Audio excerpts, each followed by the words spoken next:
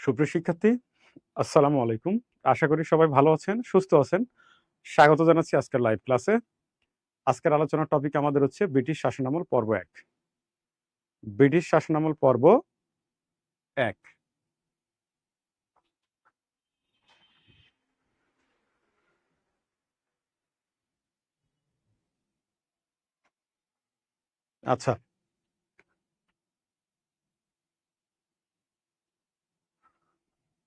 আচ্ছা, আমাকে শোনা যায় কিনা কাইন্ডলি একটু বলবেন। আমাকে শোনা যায় কিনা কাইন্ডলি একটু বলবেন।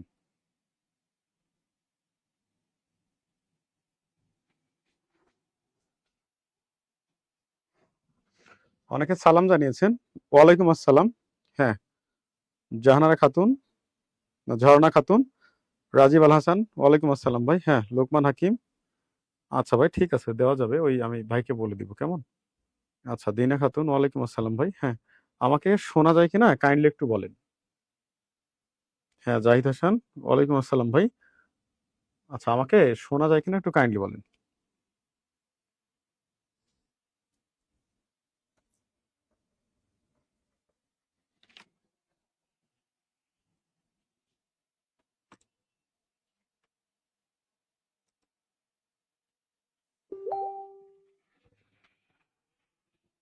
ওকে, তাহলে আমরা শুরু করে দিই। হ্যাঁ, আমরা শুরু করে দিব ব্রিটিশ শাসনামল পর্ব ১। আমরা শুরু করে দিব ব্রিটিশ শাসনামল পর্ব ১। ঠিক আছে? ব্রিটিশ শাসনামল পর্ব ১ আমরা শুরু করে দিই, ঠিক আছে? আচ্ছা, ব্রিটিশ শাসনামল পর্ব ১। ব্রিটিশ শাসনামল ১৭৫৭ থেকে ১৮৫৭। ব্রিটিশ শাসনামল ১৭৫৭ থেকে ১৮৫৭, ঠিক আছে? ওকে। হ্যাঁ, লিজা, হ্যাঁ, মাহি, ঠিক আছে ভাই। ওকে, সালমা। আচ্ছা, এবারে দেখতে পাবেন, দেখেন ব্রিটিশ শাসনামল, ব্রিটিশ শাসনামল, ব্রিটিশ শাসনামল, দেখেন ব্রিটিশ শাসনামল, ব্রিটিশ শাসনামল, দেখেন এবারে দেখা যাচ্ছে শিরোনাম।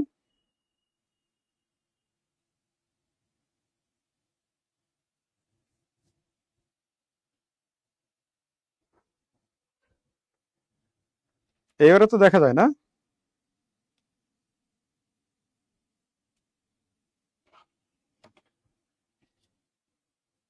ওকে, আচ্ছা, আমি গতদিন আপনাদের শেষ করেছিলাম হচ্ছে পলাশির যুদ্ধ, অর্থাৎ ১৭৫৭ সালের ২৩শে জুন পলাশির প্রান্তরে ইংরেজ সেনাপতি লর্ড ক্লাইভের সাথে বাংলার সর্বশেষ স্বাধীন নবাব সিরাজউদ্দৌলার যে যুদ্ধটা হয়েছিল সেটাকে আমরা কি বলছি? পলাশির যুদ্ধ বলছি। এই যুদ্ধে সিরাজউদ্দৌলা পরাজয় বরণ করে, ঠিক আছে? ও সরি ভাই, জিয়াদ হাসান ভুল হয়ে গেছে। হ্যাঁ,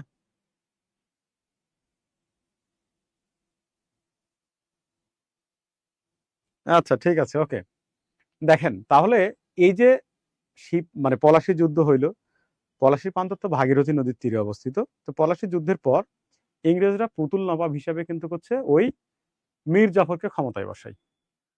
তো মীর জাফরকে ক্ষমতায় যে বসাইলো, মীর জাফরকে ক্ষমতায় বসানোর পর 1760 সাল পর্যন্ত মীর জাফর ক্ষমতায় ছিল।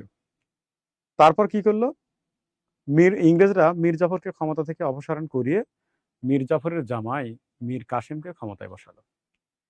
এই যে মীর কাসিম ক্ষমতায় বসলো 1760 সালে, তাকে ইংরেজরা বসাইলো। সে কিন্তু ইংরেজদের বর্ষতা কিন্তু মেনে নিতে চাচ্ছিল না বা মেনে নিতে পারতেছিল না। তখন সে কি করলো, তখন সে যেটা করলো সেটা হচ্ছে এই বাংলা, তিনি তো বাংলার নবাব, মীর কাসিম তো বাংলার নবাব, মীর জাফরের জামাই। তো তিনি অযোধ্যা এবং দিল্লি নবাবের সাথে যোগাযোগ করে 1764 সালে বকচারের প্রান্তরে বকচারের যুদ্ধে অবতীর্ণ হয় ব্রিটিশ ইস্ট ইন্ডিয়া কোম্পানির বিরুদ্ধে। তো ব্রিটিশ ইস্ট ইন্ডিয়া কোম্পানির বিরুদ্ধে বকচারের যুদ্ধে লিপ্ত হয়ে এই বাংলার নবাব মীর কাসিম, অযোধ্যার নবাব সুজাউদ্দৌলা এবং দিল্লির সম্রাট দ্বিতীয় শাহ আলম তিনজনে মিলে যুদ্ধ করেও লাস্টে মীর কাসিম পরাজিত হয়ে পালিয়ে যায়। অযোধ্যার নবাব সুজাউদ্দৌলা সেও পরাজিত হয়ে পালিয়ে যায়। তখন থেকে যায় হচ্ছে দিল্লির নবাব দ্বিতীয় শাহ আলম। ওই দ্বিতীয় শাহ আলমের সাথে পরবর্তীতে 1765 সালে ইস্ট ইন্ডিয়া কোম্পানি একটা চুক্তি স্বাক্ষর করে। ঠিক আছে, ওই চুক্তির নাম হচ্ছে এলাহাবাদ চুক্তি। এটা বিহারে অবস্থিত, এলাহাবাদ একটা স্থানের নাম। তো এই চুক্তি করার পর ইস্ট ইন্ডিয়া কোম্পানি যেটা করলো সেইটা হচ্ছে এই মুঘল সম্রাট দ্বিতীয় শাহ আলমের কাছ থেকে 1765 সালে বাংলা, বিহার, উড়িষ্যার দেওয়ানি লাভ করে। মানে এক কথায় পূর্ণাঙ্গ শাসনভার গ্রহণ করে। ঠিক আছে, তো আমরা চলে যাব হচ্ছে, প্রথমে চলে যাব বকচারের যুদ্ধ। হ্যাঁ, প্রথমে আমরা চলে যাব হচ্ছে বকচারের যুদ্ধ। বক্সার একটা স্থানের নাম। এই বক্সার হচ্ছে বিহারে অবস্থিত। কোথায় অবস্থিত বক্সার? বিহারে অবস্থিত। বক্সার হচ্ছে বিহারে অবস্থিত। বক্সারের যুদ্ধ হয় 22 অক্টোবর 22 অক্টোবর 1764 সালে, অর্থাৎ বক্সারের প্রান্তরে এই বক্সারের যুদ্ধ সংঘটিত হয়। বক্সার একটা স্থানের নাম, এটা বিহারে অবস্থিত। দেখেন বক্সারের যুদ্ধের কাহিনী কি বলা হচ্ছে, বাংলার নবাব অযোধ্যার নবাব, অযোধ্যা উত্তরপ্রদেশ অবস্থিত, অযোধ্যার নবাব, অযোধ্যার নবাব, এরপরে দিল্লির সম্রাট, দিল্লির সম্রাট বাংলার নবাব মীর কাসিম, মীর কাসিম, অযোধ্যার নবাব সুজাউদ্দৌলা, সুজাউদ্দৌলা। ঠিক আছে, আচ্ছা, দিল্লির শাসক দ্বিতীয় শাহ আলম, দ্বিতীয় শাহ আলম। হ্যাঁ, দ্বিতীয় শাহ আলম। দেখেন তাহলে বাংলার নবাব মীর কাসিম, অযোধ্যার নবাব সুজাউদ্দৌলা এবং দিল্লির সম্রাট দ্বিতীয় শাহ আলম, এই তিনজন মিলে কার সাথে যুদ্ধ করলো? East India company, east India company, east India company. তারা তিনজন মিলে কি করলো? এই ইস্ট ইন্ডিয়া কোম্পানির সাথে কিন্তু করছে যুদ্ধে অবতীর্ণ হইলো। ঠিক আছে, ইস্ট ইন্ডিয়া কোম্পানির সাথে যুদ্ধে অবতীর্ণ হয়। ইস্ট ইন্ডিয়া কোম্পানি দেখা যাচ্ছে না এখানে, ইস্ট ইন্ডিয়া কোম্পানি। ঠিক আছে, অর্থাৎ বাংলা, অযোধ্যা, দিল্লি নবাবের সাথে ইস্ট ইন্ডিয়া কোম্পানির বক্সারে যুদ্ধ হয়। এই বক্সারে যুদ্ধ হয় 1764 সালের 22 অক্টোবর, 1764 সালের 22 অক্টোবর। এই যুদ্ধে বাংলার নবাব মীর কাসিম পরাজিত হয়ে পালিয়ে যায়, অযোধ্যার নবাব সুজাউদ্দৌলা পরাজিত হয়ে পালিয়ে যায়। তখন থেকে যায় হচ্ছে দিল্লির সম্রাট দ্বিতীয় শাহ আলম। অর্থাৎ ইস্ট ইন্ডিয়া কোম্পানির সাথে যুদ্ধ করে উপরের দুইজন পালিয়ে যায়, বাংলার নবাব মীর কাসিম, অযোধ্যার নবাব সুজাউদ্দৌলা এবং দিল্লির সম্রাট দ্বিতীয় শাহ আলম। এই তিনজন মিলে যুদ্ধ করে দুইজন পালিয়ে যায়, তখন থেকে যায় দিল্লির সম্রাট দ্বিতীয় শাহ আলম। তখন কি করলো ইস্ট ইন্ডিয়া কোম্পানি? এই দিল্লির সম্রাট দ্বিতীয় শাহ আলমের সাথে 1765 সালে একটা চুক্তি করে। ওই চুক্তির নাম হচ্ছে এলাহাবাদ, এলাহাবাদ চুক্তি। কি চুক্তি? এলাহাবাদ চুক্তি। এই যে 1765 সালে ইস্ট ইন্ডিয়া কোম্পানি মুঘল সম্রাট বা দিল্লির সম্রাট, মুঘল বা দিল্লির সম্রাট, হ্যাঁ এখানে মুঘলও বলা যায় কারণ তিনি তো মুঘল সম্রাট ছিলেন, মুঘল বা দিল্লির সম্রাট দ্বিতীয় শাহ আলম। দেখেন যুদ্ধের পর 1765 সালে কি করলো, ইস্ট ইন্ডিয়া কোম্পানি মুঘল সম্রাট দ্বিতীয় শাহ আলমের সাথে একটা চুক্তি করে 1765 সালে। ওই চুক্তির নাম হচ্ছে এলাহাবাদ চুক্তি। এই চুক্তি অনুসারে, এই চুক্তি অনুসারে 1765 সালে 1765 সালে ইস্ট ইন্ডিয়া কোম্পানি দিল্লির সম্রাট এই দ্বিতীয় শাহ আলমের কাছ থেকে 1765 সালে বাংলা, বাংলা, বিহার, উড়িষ্যার, উড়িষ্যার দেওয়ানি লাভ করে। দেওয়ানি, দেওয়ানি লাভ করে। বাংলা, বিহার, উড়িষ্যা দেওয়ানি লাভ করে। তাহলে দেখেন বাংলা, বিহার, উড়িষ্যা দেওয়ানি লাভ করে। বোঝা গেছে? এখন দেখেন আবার বলছি, 1764 সালের 22 অক্টোবর বক্সারের যুদ্ধ সংঘটিত হয়। বক্সার একটা স্থানের নাম, এটা বিহারে অবস্থিত, এটা বিহারে অবস্থিত। তো এইখানে যেটা হচ্ছে দেখেন সেইটা হচ্ছে যে বাংলার নবাব মীর কাসিম, অযোধ্যার নবাব সুজাউদ্দৌলা এবং দিল্লির বা মুঘল সম্রাট দ্বিতীয় শাহ আলমের সাথে ইস্ট ইন্ডিয়া কোম্পানির এই যুদ্ধ হয়। এই যুদ্ধে বাংলার নবাব, অযোধ্যার নবাব পরাজিত হয়ে পালিয়ে যায়। তখন থেকে যায় দিল্লির সম্রাট দ্বিতীয় শাহ আলম বা মুঘল সম্রাট দ্বিতীয় শাহ আলম। ওই দিল্লির সম্রাট দ্বিতীয় শাহ আলমের সাথে ইস্ট ইন্ডিয়া কোম্পানি 1765 সালে একটা চুক্তি করলো, যে চুক্তির নাম হচ্ছে এলাহাবাদ চুক্তি।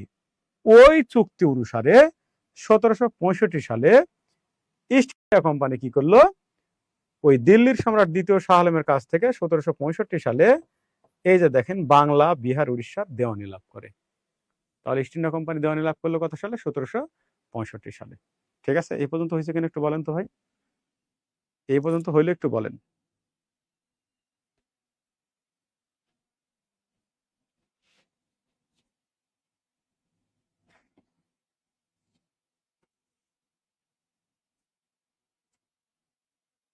এই পর্যন্ত হয়েছে, বোঝা গেছে?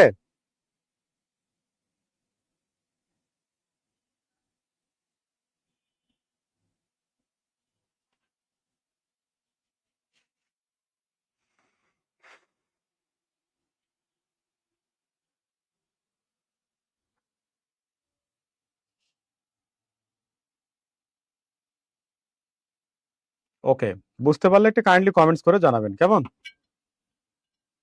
কাইন্ডলি কমেন্টস করে জানাবেন।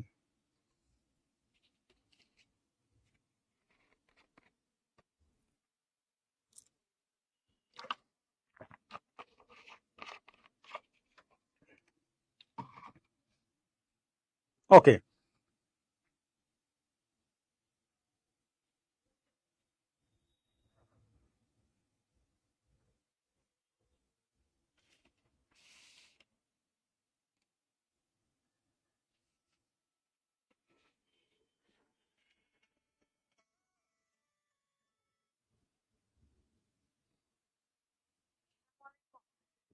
হ্যাঁ ওয়ালাইকুম আসসালাম। আপু বলেন।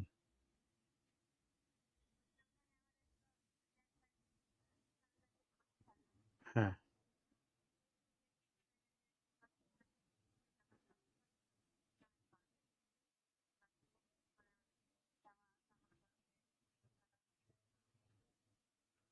আচ্ছা আমি দেখি তাহলে একটু শিওর হই ক্লাস থেকে বের হয়ে।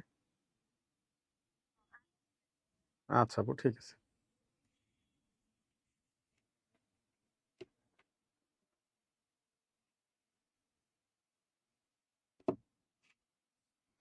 ওকে, তাহলে দেখেন আমরা এখন চলে যাব হচ্ছে, এখন চলে যাব মূল কাজে, আমরা চলে যাবো মূল আলোচনায় চলে যাব। দেখেন 1765 সালে ইস্ট ইন্ডিয়া কোম্পানি দেওয়ানি লাভ করলো।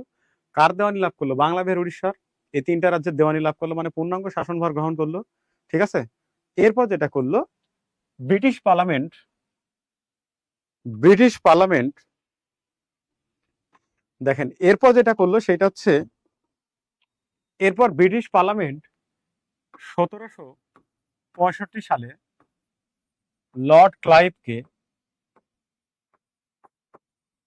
ক্লাইভকে গভর্নর হিসেবে বাংলায় প্রেরণ করে বা ব্রিটিশ ভারতে প্রেরণ করে। ব্রিটিশ ভারতে প্রেরণ করে। দেখেন, যেটা হইলো কি, এই 1765 সালে যেটা হইলো, ব্রিটিশ পার্লামেন্ট কি করলো, লর্ড ক্লাইভকে গভর্নর হিসেবে ব্রিটিশ ভারতে প্রেরণ করে। অর্থাৎ এই লর্ড ক্লাইভ প্রথম গভর্নর। অর্থাৎ ব্রিটিশ পার্লামেন্ট কি করলো, একজন কোম্পানির প্রতিনিধি হিসেবে এই লর্ড ক্লাইভকে প্রেরণ করলো। অর্থাৎ কোম্পানির প্রধান প্রতিনিধি, যিনি পুরো কোম্পানিকে ভারতবর্ষ হচ্ছে নেতৃত্ব দিবেন। তো তার উপাধি দিল হচ্ছে গভর্নর। এই প্রথম গভর্নর কিন্তু এই লর্ড ক্লাইভ। এই প্রথম গভর্নর লর্ড ক্লাইভ কত সালে আসলো? 1765 সালে। এই 1765 সালে দেখেন ইস্ট ইন্ডিয়া কোম্পানি দেওয়ানি লাভ করলো, এলাহাবাদ চুক্তি হইলো। আবার এই 1765 সালে লর্ড ক্লাইভকে ব্রিটিশ পার্লামেন্ট ব্রিটিশ ভারতের গভর্নর হিসেবে প্রেরণ করলো। অর্থাৎ তার উপাধি দিল হচ্ছে গভর্নর। অর্থাৎ কোম্পানির প্রতিনিধি হিসেবে এই লর্ড ক্লাইভকে গভর্নর উপাধি দিয়ে ব্রিটিশ ভারতে প্রেরণ করে। এই লর্ড ক্লাইভ কিন্তু ওই যে পলাশী যুদ্ধে ব্রিটেনের প্রধান সেনাপতি ছিল, তাই না? তাকে আবার কি করলো, গভর্নর উপাধি দিয়ে ব্রিটিশ ভারতে 1765 সালে প্রেরণ করলো। এই 1765 সালে লর্ড ক্লাইভ এসেই আবার কি করলো, 1765 সালে ক্ষমতা দখল করে এসেই তিনি দ্বৈত শাসন ব্যবস্থা চালু করেন।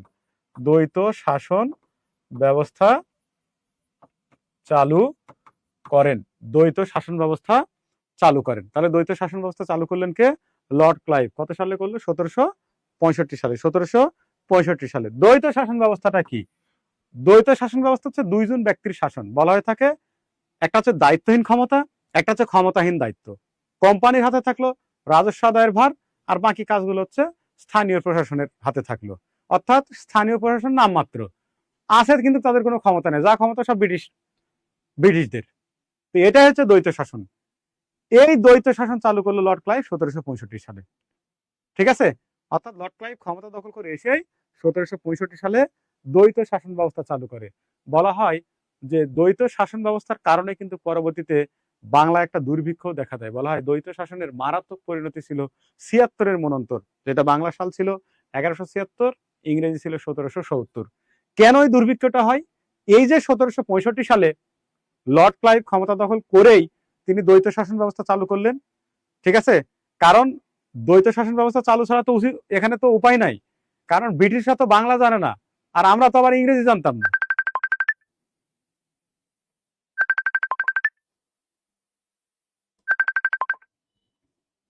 কারণ আমরা তো এইখানে হচ্ছে ইংরেজি জানি না।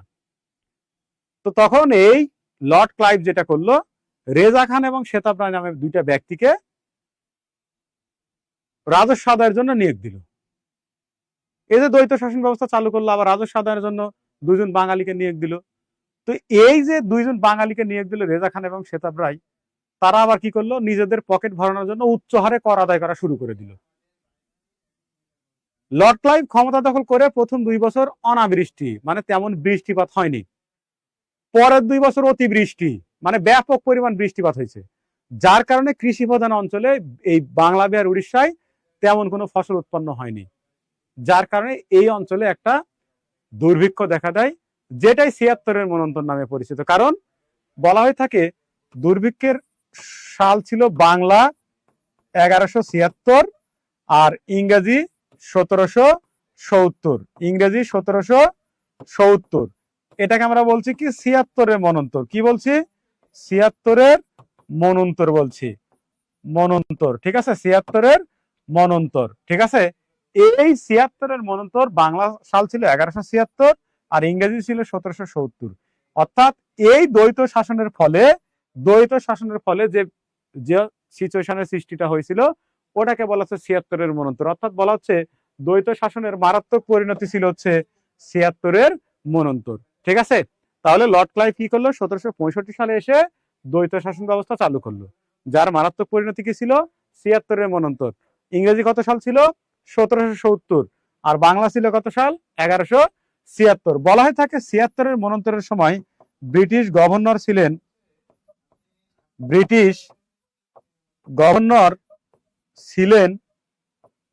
Lord Cartier.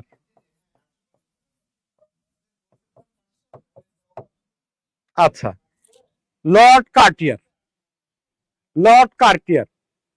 বলা হচ্ছে এই যে ব্রিটিশ গভর্নর লর্ড কার্টিয়ার 76-এর মন্বন্তরের সময় ব্রিটিশ গভর্নর ছিলেন, অর্থাৎ ব্রিটিশ ভারতের গভর্নর ছিলেন। ঠিক আছে, বোঝা গেছে?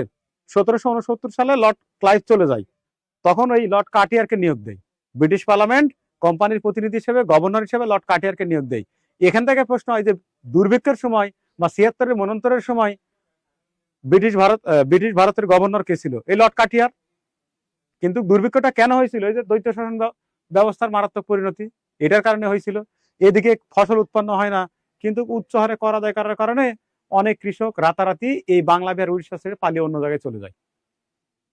বোঝা গেছে? তাহলে একবার রিভিউ দিই। বলা হচ্ছে ব্রিটিশ ভারতের প্রথম গভর্নরকে লর্ড কার্টিয়ার। কত সালে তিনি আসে? 1765 সালে। আচ্ছা, তিনি দ্বৈত শাসন ব্যবস্থা চালু করেছিল কত সালে? 1765 সালে। দ্বৈত শাসন ব্যবস্থার মারাত্মক পরিণতি কি? 76-এর মন্বন্তর। 76-এর মন্বন্তর ইংরেজি কত সাল ছিল? 1770। আর বাংলা ছিল হচ্ছে 1176, যার কারণে এটাকে বলা হচ্ছে 76-এর মন্বন্তর। আর এই 76-এর মন্বন্তর বা দুর্ভিক্ষের সময় ব্রিটিশ গভর্নর ছিলেন লর্ড কার্টিয়ার। কে ছিলেন? Lord Cartier. বোঝা গেছে? এইটুক বোঝা গেছে ভাই? রোশন রাজ, ওয়ালাইকুম আসসালাম ভাই। হ্যাঁ ঠিক আছে। তহিদ আবির, ওয়ালাইকুম আসসালাম। এই পর্যন্ত হয়েছে ভাই? দেখেন তো একটু। মাহিদুল ইসলাম পিনু, থ্যাংক ইউ ভাই।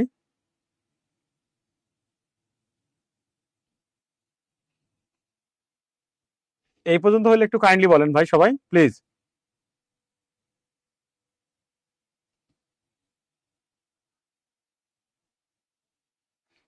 ইয়াসির আরাফাত, ফিলিস্তিনের সাবেক রাষ্ট্রনায়ক, 1994 সালে শান্তিতে নোবেল পুরস্কার লাভ করে আর 2004 সালে মৃত্যুবরণ করে।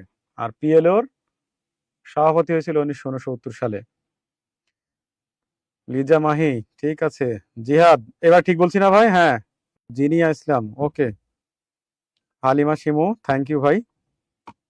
ওকে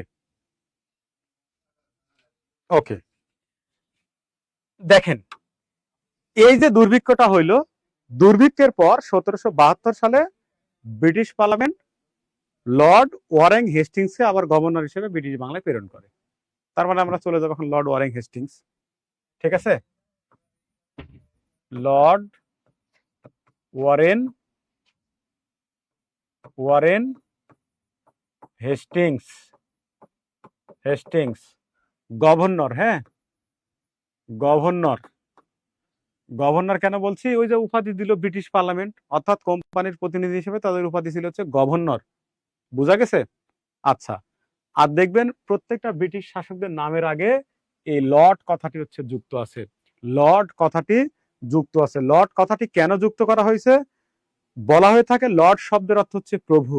যারা ভূমি শাসনের সাথে সম্পৃক্ত, যেই শাসকগুলো ভূমি শাসনের সাথে সম্পৃক্ত, তাদেরকে বলা হয় হচ্ছে লর্ড বা প্রভু বলা হয়। ঠিক আছে, লর্ড বা প্রভু বলা হয়। তো লর্ড ওয়ারেন হেস্টিংস কি করলো? 1772 সালে ব্রিটিশ ভারতের ক্ষমতায় আসলো।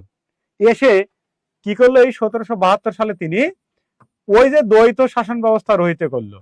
দ্বৈত শাসন ব্যবস্থা রহিত করলো। তাহলে দেখেন দ্বৈত শাসন ব্যবস্থা চালু করেছিল কে?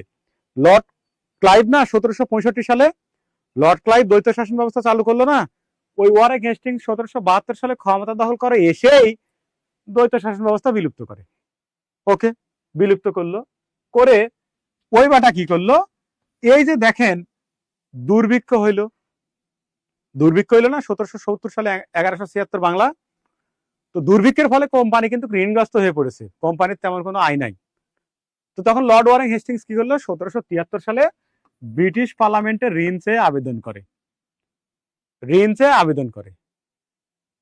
তখন এই 1773 সালে British parliament Lord Warren Hastings এর যে ঋণ চেয়ে আবেদন করেছিল এটা মঞ্জুর করে, করে ব্রিটিশ পার্লামেন্টে ভারতবর্ষের শাসনের জন্য প্রথম একটা আইন পাশ করে।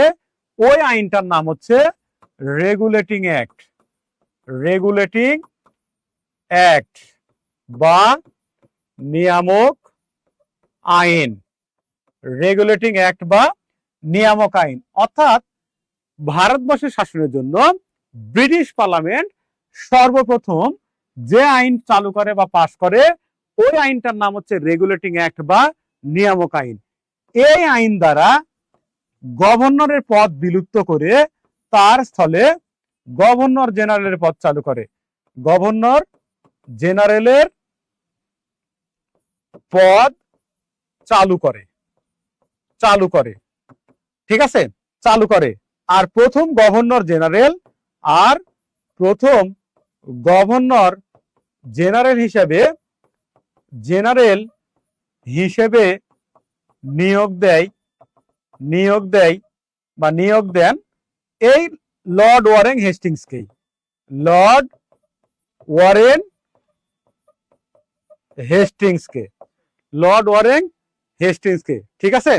তাহলে দেখেন বলা হচ্ছে, এই যে দেখেন লর্ড ওয়ারেন হেস্টিংস কি করলো, ব্রিটিশ পার্লামেন্টের ঋণ চেয়ে আবেদন করলো, ব্রিটিশ পার্লামেন্ট ঋণ মঞ্জুরও করলো। কত সালে করলো? 1773 সালে।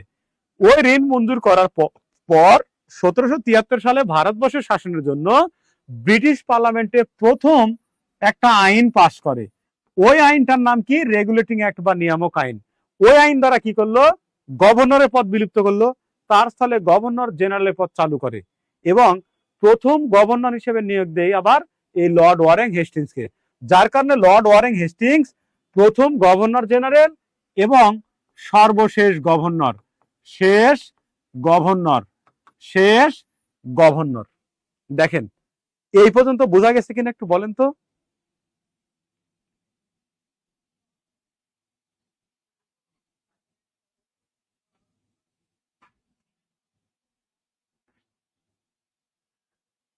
আচ্ছা মাহমুদা রহমান, আমি একটু পড়াচ্ছি ভাই, দেখেন, হ্যাঁ, দেখলে মনে থাকবে ইনশাল্লাহ, আশা করি মনে থাকবে। কবির ভাই কই?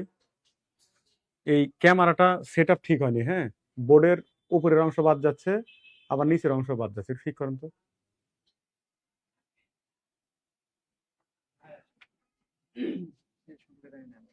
আচ্ছা প্রদীপদা খেয়ে নেন, ডিম আমি খাবো না, নাস্তা করে আসছি, আমি পেঁয়াজি খাচ্ছি, ডিম খেয়ে নেন। এই পর্যন্ত বোঝা গেছে ভাই? তাহলে গভর্নর কি, গভর্নর জেনারেল কি?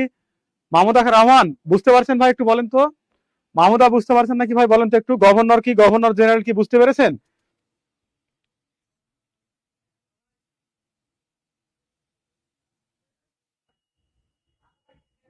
হ্যাঁ তহিদ আবির ঠিক আছে।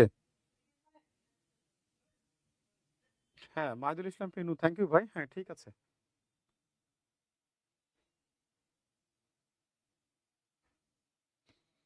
খুঁজি তোমায় স্বপ্ন গানে।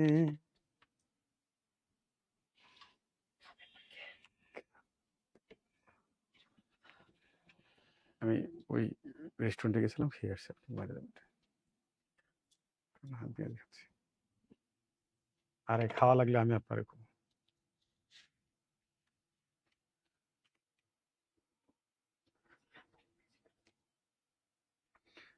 ওকে ঠিক আছে মাহমুদা, থ্যাংক ইউ ভাই। হ্যাঁ দেখেন, এই যে ওয়ারেন হেস্টিংস, এই যে প্রথম গভর্নর জেনারেল হয়ে আসলো, এসে এই বেটা কয়েকটা ভালো কাজ করে। যেমন কি কি কাজ করে বলা হয়? ভারতবর্ষে ভারতবর্ষে প্রথম রাজস্ব বোর্ড স্থাপন করে, বলা হয় সর্বপ্রথম কোন ব্রিটিশ গভর্নর জেনারেল ভারতের রাজস্ব বোর্ড স্থাপন করে? এই লর্ড ক্লাইভ। ওকে, এরপর আর কি কি করে?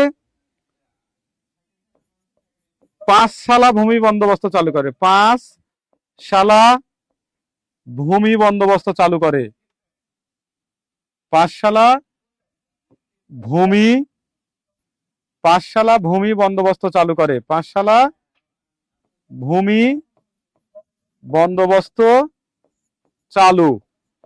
আবার কি করলো, একশালা ভূমি বন্দোবস্ত চালু করে। পাঁচশালা ভূমি বন্দোবস্ত যখন কার্যকর হয় না, তখন একশালা ভূমি বন্দোবস্ত চালু করে। ঠিক আছে, তাহলে পাঁচশালা এবং একশালা ভূমি বন্দোবস্ত চালু করে এই Lord Cornwallis, sorry, Lord Warren Hastings, governor general Lord Warren Hastings. আবার ভারতবর্ষে প্রথম রাজস্ব বোর্ড স্থাপন করা হচ্ছে এই লর্ড ওয়ারেন হেস্টিংস। ভাইয়া ক্যামেরাটা ঠিক করেন তো, উপরে মানে বোর্ডের উপরে দেখা যাচ্ছে না। আজ কেন মন, কিরে মাস্টার, দেখ দেখ দেখ, তোর চেহারা একটু দেখা, পোলাপানকে দেখা। আয় আয় আয়, তুই অসুস্থ থেকে সুস্থ হয়ে উঠছিস, পোলাপানকে একটু দেখা। আমাদের সাক্ষাৎ হয়েছে তো। আয় আয় একটু দেখ, পঞ্চম ব্যাচ। এ আপনাদের খুরশেদ স্যার, সবাই পঞ্চম ব্যাচ তো, এটা হ্যাঁ প্রধান হ্যাঁ, শিক্ষক। প্রধান শিক্ষক, সরি। কেমন আছেন সবাই? এ দেখেন স্যার আসছে আপনাদের, উনি সুস্থ হয়ে বডি স্প্রে মারা ক্লাসে আসছে। আমার বড় ভাই মানুষ, ঠিক আছে। আচ্ছা ঠিক আছে, সবাই ক্লাস করেন। আচ্ছা ঠিক আছে, হালিমা শিমু, থ্যাংক ইউ ভাই। হ্যাঁ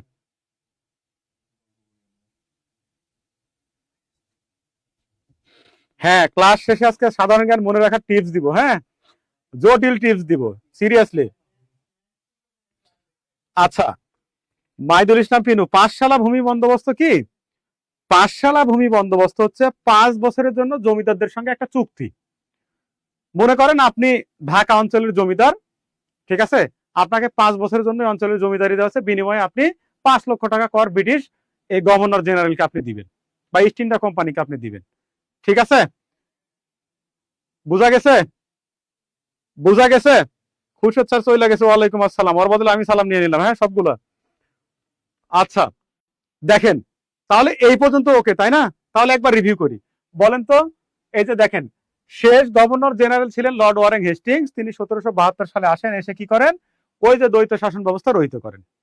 এরপর তিনি কি করেছিলেন, ওই যে 1773 সালে ব্রিটিশ পার্লামেন্টে কোম্পানির একজন প্রতিনিধি হিসেবে ঋণ চেয়ে আবেদন করলেন, কোম্পানি ঋণও মঞ্জুর করলো, এবং 1773 সালে কি করলো, ভারতবর্ষের শাসনের জন্য ব্রিটিশ পার্লামেন্টে প্রথম একটা আইন পাশ করলো। ওই আইনটার নাম রেগুলেটরি অ্যাক্ট বা নিয়ামক আইন। ঠিক আছে, ওই আইন দ্বারা কি করা হলো, গভর্নরের পদ বিলুপ্ত করে তার স্থলে গভর্নর জেনারেলের পদ চালু করা হয়। ঠিক আছে, এরপর এই লর্ড ওয়ারেন হেস্টিংস কি করলো, ভারতে প্রথম রাজস্ব বোর্ড স্থাপন করলো, আবার 5 শালা ও 1 শালা ভূমি বন্দোবস্ত চালু করলো। ওকে, লর্ড ওয়ারেন হেস্টিংস শেষ। ওই যে আপনারা লর্ড ক্লাইভ পড়লেন না, যে দ্বৈত শাসন ব্যবস্থা চালু করেছিল 1765 সালে, ব্রিটিশ ভারতের প্রথম গভর্নর। ওই বেটা কিন্তু 1774 সালে কিন্তু হচ্ছে সুইসাইড করে কিন্তু মারা যায়। কেন মারা যায় জানেন? দুর্ভিক্ষের কারণে কিন্তু হচ্ছে এই লর্ড ক্লাইভকে দায়ী করা হয় ব্রিটিশ পার্লামেন্টে। ঠিক আছে, এবং এমনও হতে পারতো যে তার ফাঁসি হয়ে যেত, যার কারণে তিনি আগেই আত্মহত্যা করেন। কারণ দুর্ভিক্ষের কারণে শুধুমাত্র মুর্শিদাবাদে 1 কোটির উপর বেশি মানুষ মারা গেছিল। চিন্তা করেন কি পরিমাণ দুর্ভিক্ষ হয়েছিল, যে মুর্শিদাবাদে 1 কোটির উপর মানুষ মারা গেছিল। বোঝা গেছে? বোঝা গেছে? বোঝা গেছে?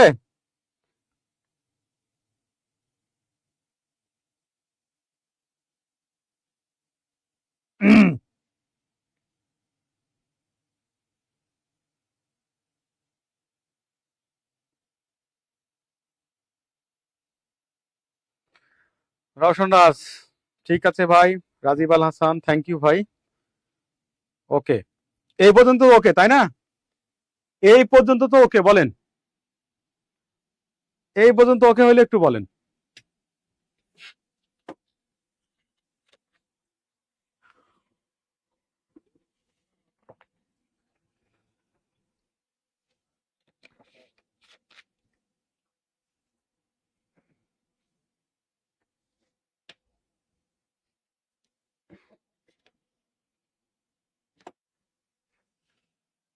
ওকে, ঠিক আছে।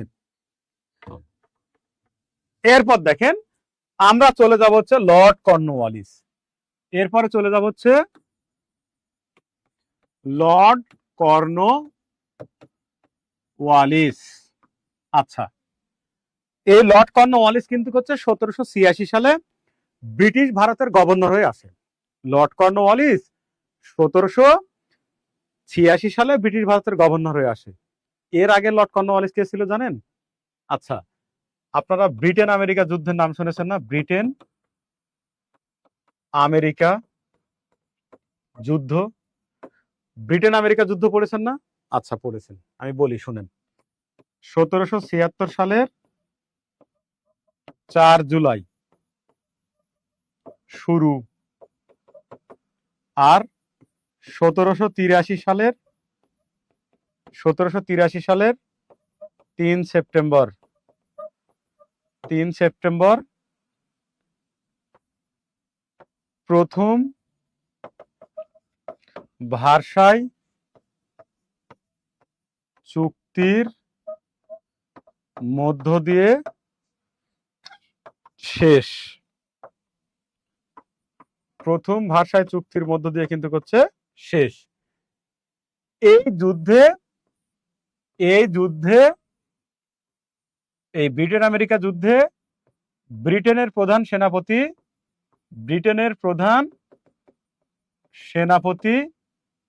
এই লর্ড কর্নওয়ালিস। আর আমেরিকার প্রধান সেনাপতি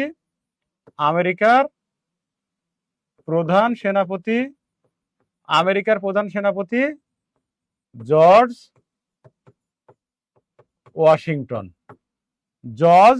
ওয়াশিংটন। দেখেন, বলা হচ্ছে ব্রিটেন আমেরিকা যুদ্ধে, হ্যাঁ দেখেন, ব্রিটেন আমেরিকা যুদ্ধ মানে কি? এই যে আজকের যে আমেরিকা আমরা বলি না, ইউএসএ বলি না, ইউএসএ, আর এটা তো ইউকে, এটা হচ্ছে ইউকে, ঠিক আছে, এটা হচ্ছে ইউকে, ঠিক আছে। দেখেন, বলা হচ্ছে এই যে ব্রিটেনের প্রধান সেনাপতি ছিল লর্ড কর্নওয়ালিস, আর আমেরিকার প্রধান সেনাপতি ছিল জর্জ ওয়াশিংটন, ঠিক আছে। তো এই ব্রিটেন আমেরিকা যুদ্ধে যে লর্ড কর্নওয়ালিস ব্রিটেনের প্রধান সেনাপতি ছিল, সে কি করেছিল? এই যে 1776 সালে তো আমেরিকার যুদ্ধ শুরু হলো 4 জুলাই, আর শেষ হলো 1783 সালে 3 সেপ্টেম্বর প্রথম ভার্সাই চুক্তি বা পিস অফ প্যারিস চুক্তি। এই চুক্তির মধ্য দিয়ে ব্রিটেন আমেরিকা যুদ্ধের আনুষ্ঠানিকভাবে সমাপ্তি ঘটে এবং ব্রিটেন আমেরিকাকে স্বাধীনতা প্রদান করে, ঠিক আছে। ব্রিটেন আমেরিকাকে স্বাধীনতা প্রদান করে।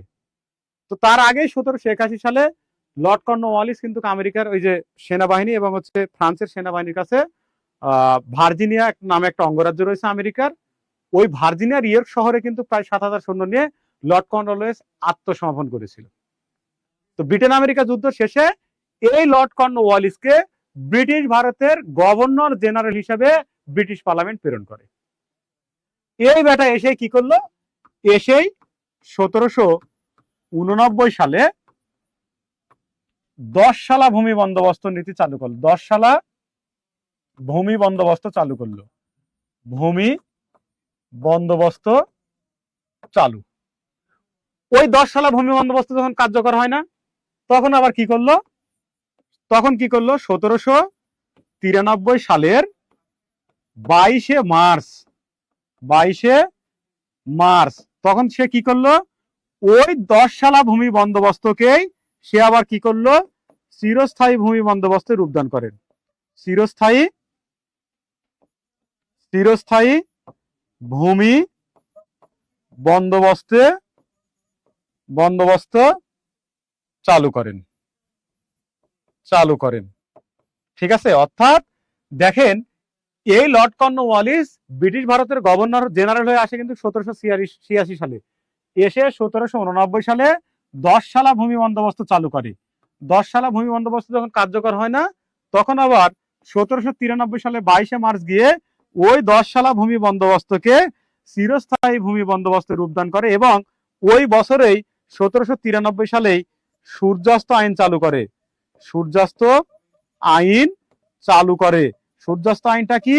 সূর্য ওঠা থেকে ডোবার মধ্যে যদি কোনো জমিদার খাজনা প্রদানে ব্যর্থ হয়, তখন তার জমিদারি নিলামে বিক্রি হয়ে যায়। এইভাবে অনেকগুলো জমিদারি কিন্তু নিলামে বিক্রি হয়ে গেছিল, ঠিক আছে। বোঝা গেছে? এই পর্যন্ত বোঝা গেছে? বলেন তো, এই পর্যন্ত বোঝা গেছে?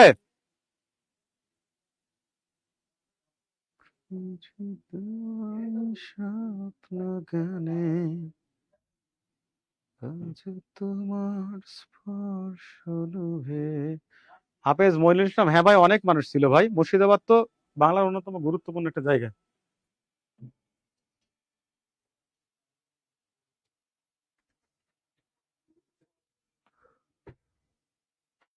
হ্যালো, ক্লাসে? হ্যাঁ, 11টায়। হুম, বুঝিনি।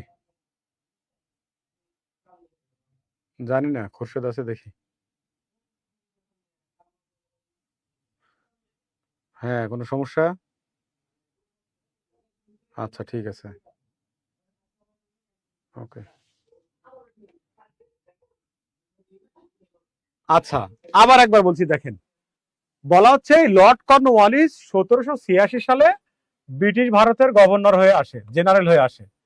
এসে কি করলো, 1789 সালে 10 সালা ভূমি বন্দোবস্ত চালু করে। 10 সালা ভূমি বন্দোবস্ত হচ্ছে জমিদারদের সঙ্গে 10 বছরের জন্য একটা এগ্রিমেন্ট, যে রাজশাহী অঞ্চলের জমিদার এই 10 বছরের জন্য এত লক্ষ টাকা দিবে, আবার নাটোর অঞ্চলের জমিদার তিনি 10 বছরের জন্য এত লাখ টাকা দিবে, ঢাকা অঞ্চলের জমিদার তিনি 10 বছরের জন্য এত লাখ টাকা দিবে। এটা যখন কার্যকর হচ্ছিল না, তখন তিনি ওই 10 সালা ভূমি বন্দোবস্তকে কি করলেন, 1793 সালের 22শে মার্চ গিয়ে চিরস্থায়ী ভূমি বন্দোবস্তে রূপদান করলেন। অর্থাৎ চিরস্থায়ী ভূমি বন্দোবস্ত চালু করেন, অর্থাৎ জমিদার যতদিন বাঁচবে ততদিন তিনি ওই অঞ্চলের জমিদার, এবং তাকে বাৎসরিক এত টাকা একটা কর দিতে হবে। ঠিক আছে। আবার তিনি কি করলেন, ওই বছর সূর্যাস্ত আইন চালু করলেন। কি করলেন? সূর্যাস্ত আইন চালু করলেন। আবার তিনি কি করলেন, সূর্যাস্ত আইনও চালু করেন। তাহলে 10 সালা ভূমি বন্দোবস্ত চালু করলেন লর্ড কর্নওয়ালিস, চিরস্থায়ী ভূমি বন্দোবস্ত চালু করলেন লর্ড কর্নওয়ালিস, আবার সূর্যাস্ত আইন চালু করলেন লর্ড কর্নওয়ালিস। লর্ড কর্নওয়ালিস কে ছিল? ওই যে ব্রিটেন আমেরিকা যুদ্ধে ব্রিটেনের প্রধান সেনাপতি ছিল, আর আমেরিকার প্রধান সেনাপতি ছিল জর্জ ওয়াশিংটন।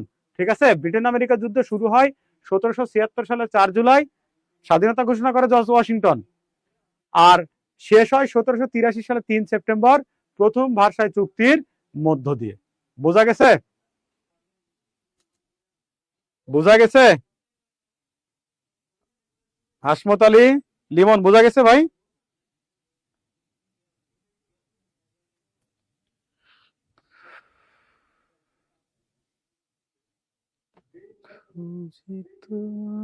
স্বপ্ন গানে আজ তোমার স্পর্শ লোভে।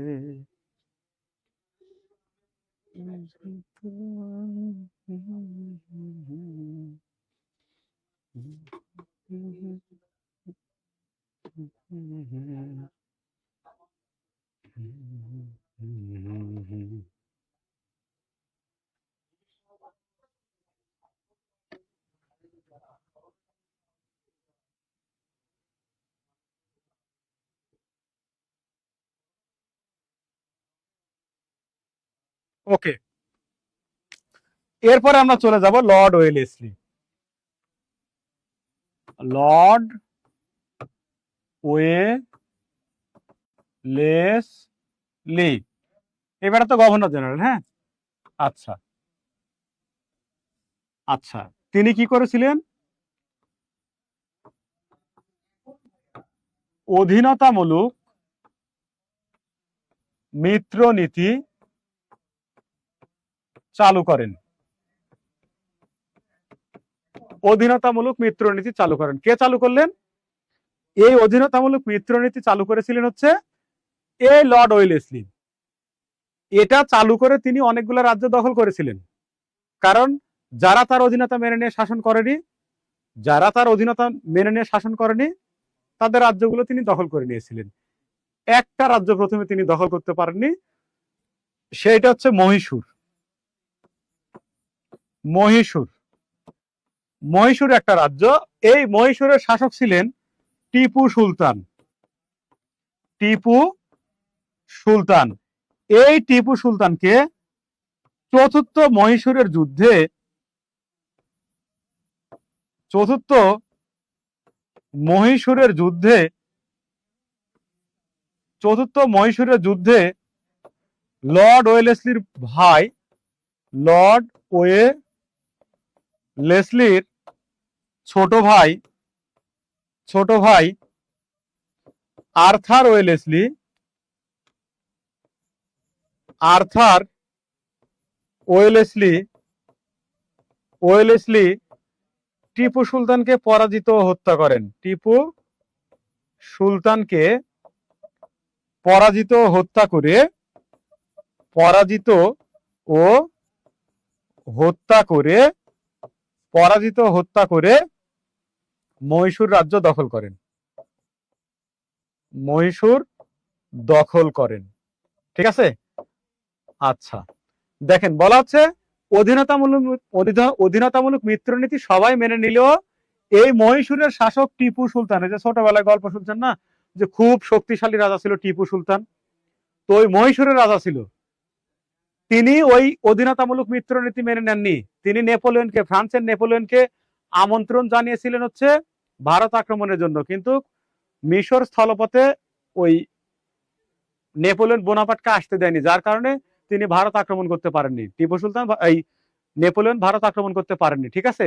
তো কি করলো পরবর্তীতে যে চতুর্থ মহীশূরের যুদ্ধে, এই চতুর্থ মহীশূরের যুদ্ধ হয় কিন্তু হচ্ছে 1799 সালে। 1799 সালে ওই চতুর্থ মহীশূরের যুদ্ধে টোটাল 4টা যুদ্ধ হয় মহীশূরের, প্রথম, দ্বিতীয়, তৃতীয়, চতুর্থ। তো চতুর্থ মহীশূরের যুদ্ধে লর্ড ওয়েলেসলির ছোট ভাই আর্থার ওয়েলেসলি টিপু সুলতানকে পরাজিত হত্যা করে মহীশূর দখল করেন। ঠিক আছে। তাহলে প্রশ্ন হবে অধীনতামূলক মিত্রনীতি চালু করে কে?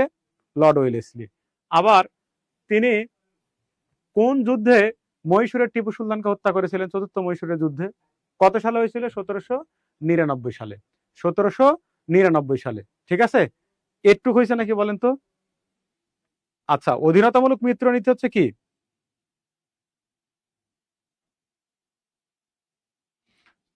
আচ্ছা, ওই লর্ড হচ্ছে যারা ভূমি শাসন করে তাদের নামের আগে লর্ড শব্দটা যুক্ত, অর্থাৎ লর্ড শব্দের অর্থ হচ্ছে প্রভু। প্রভু বলা হয়, লর্ড শব্দের অর্থ হচ্ছে প্রভু, ভূমির মালিক। ওই লর্ডরা তো ভূমির মালিক, তাদের কাছ থেকে তো জমিদাররা ইজারা নিয়ে হচ্ছে, জমি ইজারা নিয়ে হচ্ছে শাসন করে বাৎসরিক একটা কর প্রদানের মধ্য দিয়ে। অধীনতামূলক মিত্রনীতি হচ্ছে তাদের অধীনে তাদের অধীনতা মেনে নিয়ে হচ্ছে রাজ্য শাসন করতে হবে প্রত্যেকটা জমিদারদের, রাজাদের। ঠিক আছে। রাজীব আল হাসান বুঝতে পারছেন ভাই? মহীশূর একটা রাজ্য, এটুক বুঝতে পারছেন কিনা বলেন?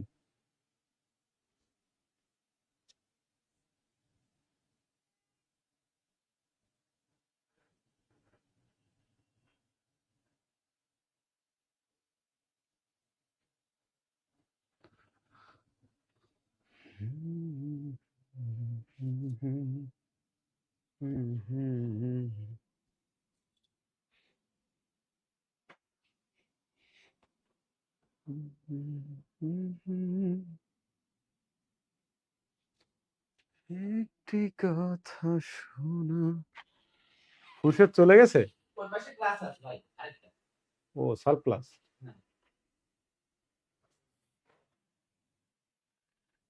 একটি কথা শোনার আশায় যদি এ জনম চলে যায়, ফিরতে চাইবো আরেক জনম।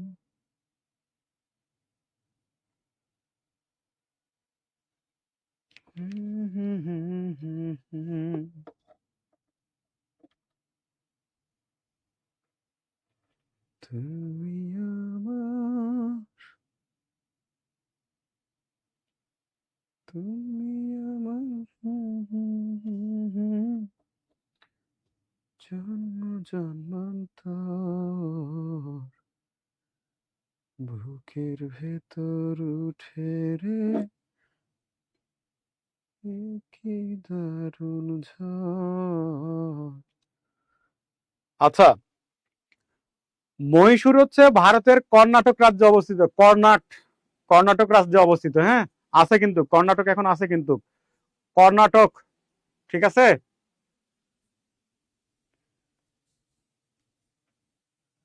কর্ণাটক রাজ্যে। হ্যাঁ, কর্নওয়ালিস কি গভর্নর জেনারেল ছিলেন নাকি গভর্নর? ওই যে ওয়ারেন হেস্টিংস এর পর থেকে এখন পর্যন্ত যা পড়াচ্ছি সবগুলো গভর্নর জেনারেল। বোঝা গেছে? সবগুলো গভর্নর জেনারেল।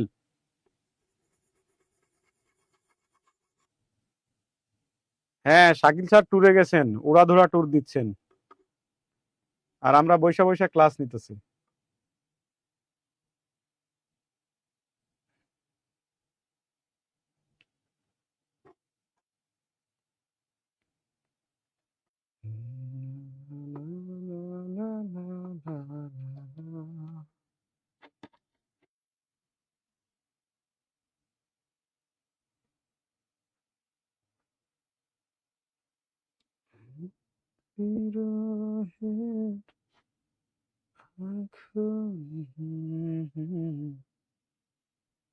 দিনমণি ফুরাবে।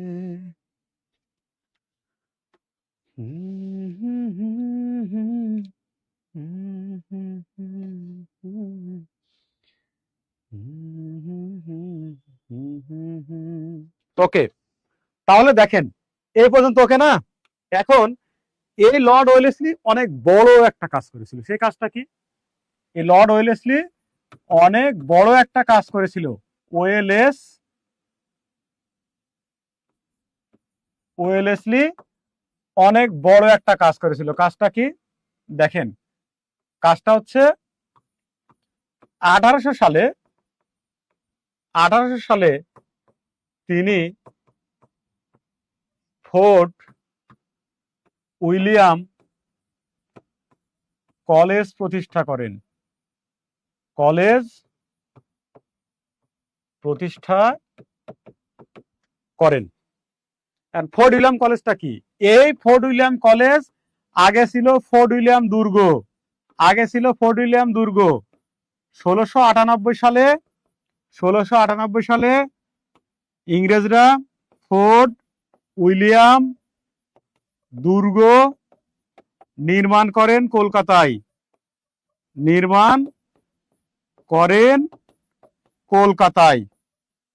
ফোর্ট উইলিয়াম দুর্গ নির্মাণ করে কারা? ইংরেজরা। কোথায় নির্মাণ করে? কলকাতায়। কত সালে নির্মাণ করলো? 1698 সালে। এই ফোর্ট উইলিয়াম দুর্গ ব্রিটেনের রাজা দ্বিতীয় উইলিয়ামের নাম অনুসারে নামকরণ করা হয়েছিল। পরবর্তীতে এই যে 1698 সালে যে ফোর্ট উইলিয়াম দুর্গ নির্মাণ করা হলো না, ওটাই 1800 সালে গিয়ে কি করলো? লর্ড ওয়েলেসলি এই ফোর্ট উইলিয়াম কলেজে রূপান্তর করলো। কেন রূপান্তর করলো? কারণ ভারতবর্ষে যে ইংরেজরা ছিল তারা তো বাংলা জানতো না। ওই ইংরেজদেরকে বাংলা ভাষা শিক্ষা দেওয়ার জন্য 1800 সালে লর্ড ওয়েলেসলি ফোর্ট উইলিয়াম দুর্গকে ফোর্ট উইলিয়াম কলেজে রূপান্তর করে। বোঝা গেছে? এরপর দেখেন বলা হচ্ছে কি 1801 সালে ফোর্ট উইলিয়াম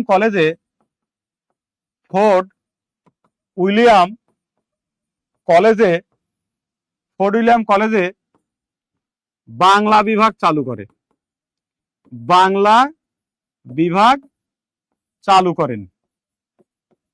করেন।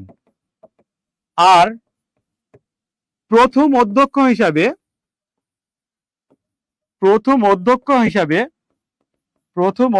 হিসাবে নিয়োগ দেন উইলিয়াম কেরিকে।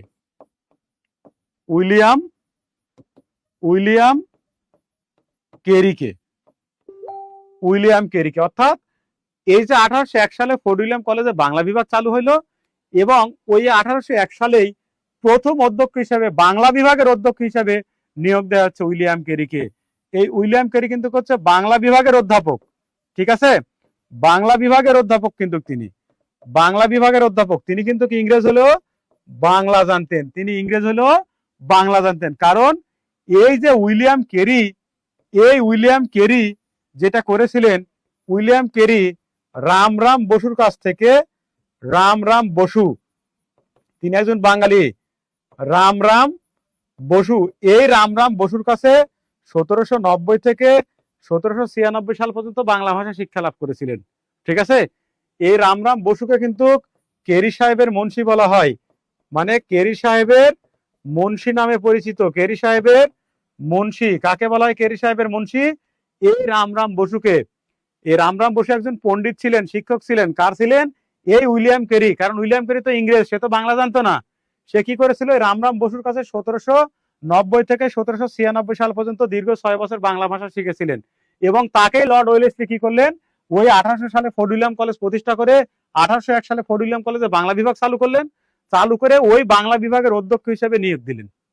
ওই বাংলা বিভাগের অধ্যক্ষ হিসেবে নিয়োগ দিলেন। ঠিক আছে? এই লর্ড উইলিয়াম, এই যে লর্ড ওয়েলেসলি উইলিয়াম কেরিকে বাংলা ফোর্ট উইলিয়াম কলেজের প্রথম বাংলা বিভাগের অধ্যক্ষ হিসেবে নিয়োগ দিলেন 1801 সালে। এবং এই 1801 সালেই ফোর্ট উইলিয়াম কলেজে, ঠিক আছে, ফোর্ট উইলিয়াম কলেজে বাংলা বিভাগ হচ্ছে চালু করেছিলেন। ঠিক আছে? এবং এই প্রথম অধ্যক্ষ হিসেবে উইলিয়াম কেরিকে নিয়োগ দিয়েছিলেন। এই যে রামরাম বসু, এই উইলিয়াম কেরি টিচার ছিলেন, শিক্ষক ছিলেন, যার কারণে বলা হয় কেরি সাহেবের মুন্সি বলা হয় রামরাম বসুকে। বোঝা গেছে? এই ফোর্ট উইলিয়াম কলেজের, এই যে ফোর্ট উইলিয়াম কলেজের মোট অধ্যক্ষ ছিল 8 জন। 8 জন অধ্যক্ষ ছিল। অধ্যক্ষ ছিল কয়জন? 8 জন। 8 জন অধ্যক্ষ ছিল। এই 8 জন অধ্যক্ষ মিলে 13টি গ্রন্থ রচনা করেন। 13টি গ্রন্থ রচনা করেন। ঠিক আছে? 13টি গ্রন্থ রচনা করেন। বোঝা গেছে? তার মধ্যে সবচেয়ে বেশি গ্রন্থ রচনা করেছিলেন মৃত্যুঞ্জয় বিদ্যালঙ্কার নামে একটা ব্যক্তি। মৃত্যুঞ্জয় বিদ্যালঙ্কার নামে একটা ব্যক্তি ওই ফোর্ট উইলিয়াম কলেজের 8 জন পণ্ডিতের মধ্যে সব থেকে বেশি গ্রন্থ কিন্তু হচ্ছে রচনা করেছিলেন। পরবর্তীতে 1855 সালে ফোর্ট উইলিয়াম কলেজ বন্ধ করে দেওয়া হয়। এই যে 1800 সালে চালু হইলো না, এই 1855 সালে পরবর্তীতে ফোর্ট উইলিয়াম কলেজ বন্ধ করে দেওয়া হয়। ঈশ্বরচন্দ্র বিদ্যাসাগরও কিন্তু এই ফোর্ট উইলিয়াম কলেজের পণ্ডিত ছিলেন। ঈশ্বরচন্দ্র বিদ্যাসাগর, তিনিও এই ফোর্ট উইলিয়াম কলেজের পণ্ডিত ছিলেন। তাহলে দেখেন, একজন ইংরেজ ব্যক্তি উইলিয়াম কেরি, তিনি কি করলেন? ফোর্ট উইলিয়াম কলেজের প্রথম বাংলা বিভাগের অধ্যক্ষ হিসেবে নিয়োগ লাভ করলেন। আপনারা তো বাংলা ব্যাকরণের ইতিহাস পড়ছেন না? তার আগে বলেন তো এই পর্যন্ত বুঝছেন কিনা? হ্যাঁ, তহিদ আবির, ঠিক আছে। হ্যাঁ ভাই, ওরা আগের মানুষ, প্রচন্ড মেধাবী। আমি এত আগে যাব না। আমার সিনিয়র যে টিচার গুলো ছিলেন, মানে যারা 2000 সালের আগে ইউনিভার্সিটিতে নিয়োগ লাভ করছেন, তারা যে লেভেলের টিচার, মানে কল্পনাতীত। এখনকার টিচাররা ভাই আমাদের কিছু শিখাই নাই। এরা সবগুলো দলীয় রাজনীতি করে, ছেঁচড়ামি করে, মানে প্রচুর লেভেলের ছেঁচড়া। এরা এরা আমাদের ধ্বংস করে দিয়েছে। কারণ শিক্ষক যদি না পড়ে, ছাত্র পড়বে না। ছাত্র না পড়লে শিক্ষক পড়বে না। বোঝা গেছে? শিক্ষক যদি না পড়ে তাহলে ছাত্র পড়বে না, আর ছাত্র না পড়লে শিক্ষক পড়বে না। তা আমাদের বর্তমান ইউনিভার্সিটি যে পরিবেশ, মেধাবী কারা, মেধাবী যে কারা, এখানে মেধা দিয়ে কিছু হয় না। তেল মারলে অটোমেটিক রেজাল্ট হয়ে যায়। তেল মারলে অটোমেটিক রেজাল্ট হয়ে যায়। ফার্স্ট ইয়ার আমি ভাইভাতে বি মাইনাস পাইছিলাম। ফার্স্ট ইয়ার আমি ভাইভাতে বি মাইনাস পাইছিলাম। B minus. অথচ যারা মুখ দিয়ে কিছু বের করতে পারেনি, কান্নাকাটি করে বের হয়েছিল, পরে দেখি ওই পোলাপান গুলো ভাইভাতে এ প্লাস পাইছে।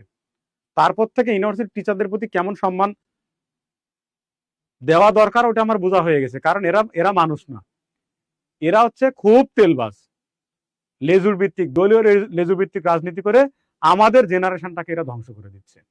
এই ইউনিভার্সিটি থেকে এক কথায় শিক্ষক ছাত্র রাজনীতি যদি বন্ধ না হয়, তাহলে আমাদের শিক্ষা ব্যবস্থা কিছু থাকবে না। এই বাংলা, ইংরেজি, সাধারণ জ্ঞান এইগুলা পড়ে হুদাই এগুলা পড়ি আমরা, কিচ্ছু না এগুলোর মধ্যে, কিচ্ছু না এগুলা।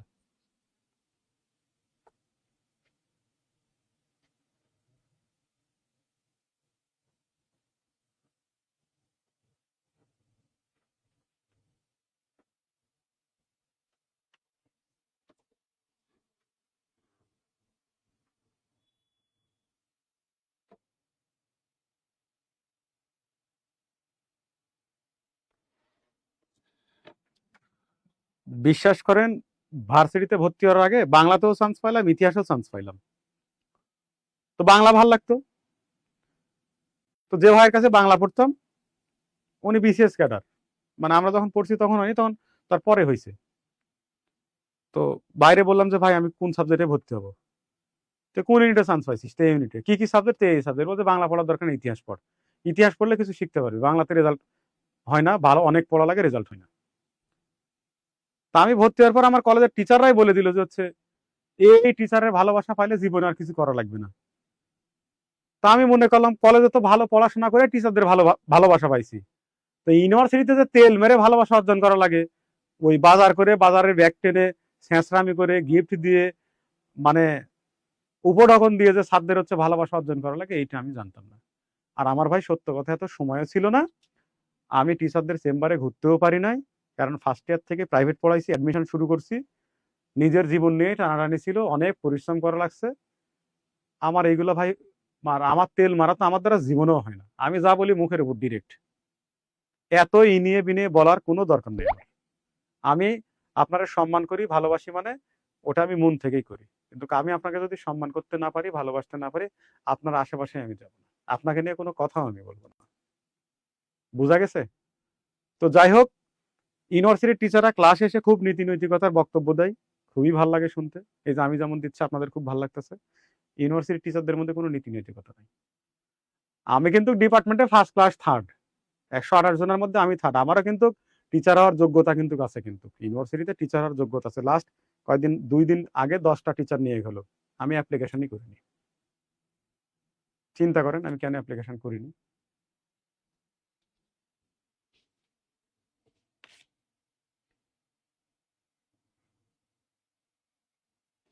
ও আর একটা কথা, এই কথা বলতেছেন, মেয়েদের রেজাল্ট আবার সবসময় ভালো হয়, কারণ মেয়েরা টিচারদের চেম্বারে যায়, টিচারদেরকে একটু দেখাশোনা করে, নেগেটিভলি নিয়েন না।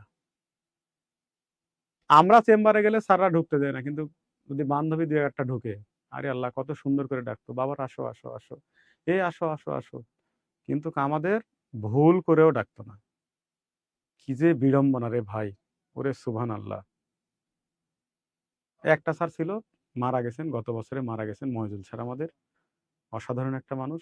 এমন টিচার পাইছি আর লাগবে না। 16-17টা টিচারের মধ্যে ওই একটা টিচার ছিল, সাফি নামে আর একটা স্যার আছে, এখন ঢাকা উত্তরে থাকে।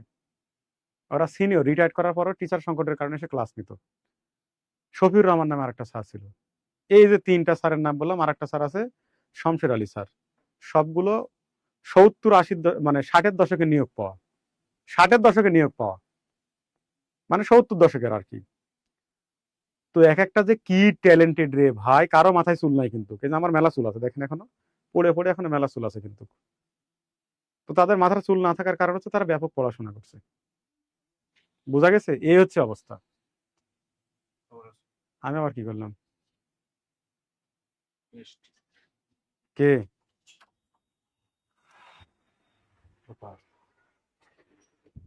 কি হয়েছে? ওয়ালাইকুম আসসালাম।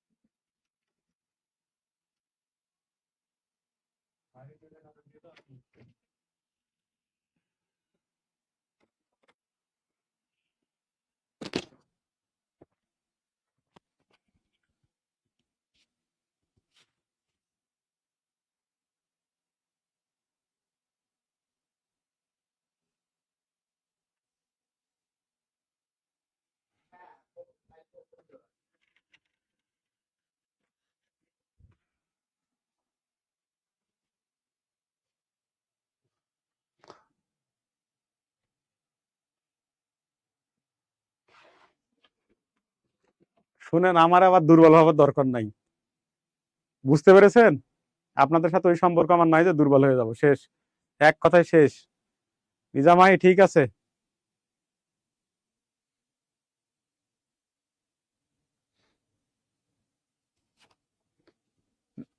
মাহমুদা ধন্যবাদ ভাই, কিন্তু সত্য কথা বলতে আমরা কিন্তু মানে কিছুই জানি না। আমি তো আমার ছাত্রদের সামনে দাঁড়ালে এখনো ম্যাও ম্যাও করি, কিছুই পারি না হুদাই।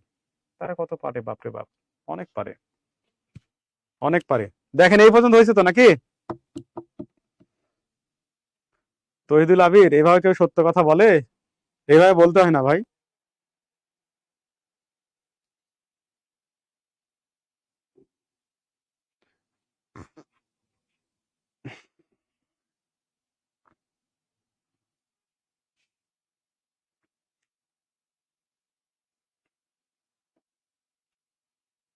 এই পর্যন্ত ওকে না? এই পর্যন্ত দেখেন,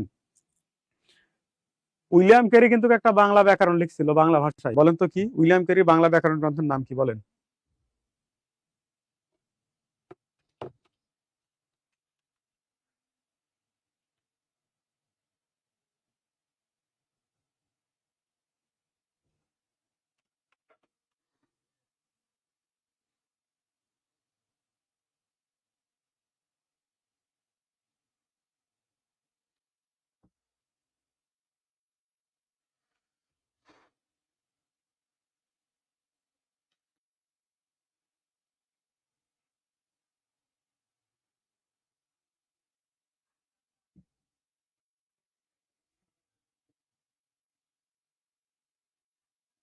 ব্রিটিশ ভারতের ভাষা তো বাংলা 1835 সালের আগ পর্যন্ত। তারপর আসলো বাংলা, ছিল ফার্সি ছিল, তারপর যেটা হইলো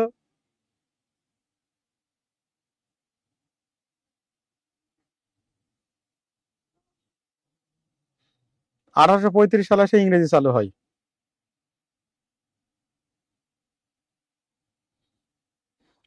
রওশন রাজ কথোপকথন, আমি বলছি ব্যাকরণ গ্রন্থ। A grammar of the Bengal হয়নি, রবিউল ইসলাম হয়নি ভাই। ব্যাকরণ সম্পর্কে 1 মিনিট বলি, বাংলা ব্যাকরণের ইতিহাস সম্পর্কে 1 মিনিট বলি, শুনেন। আমি ওয়াজ করবো, আপনারা শুনে যাবেন।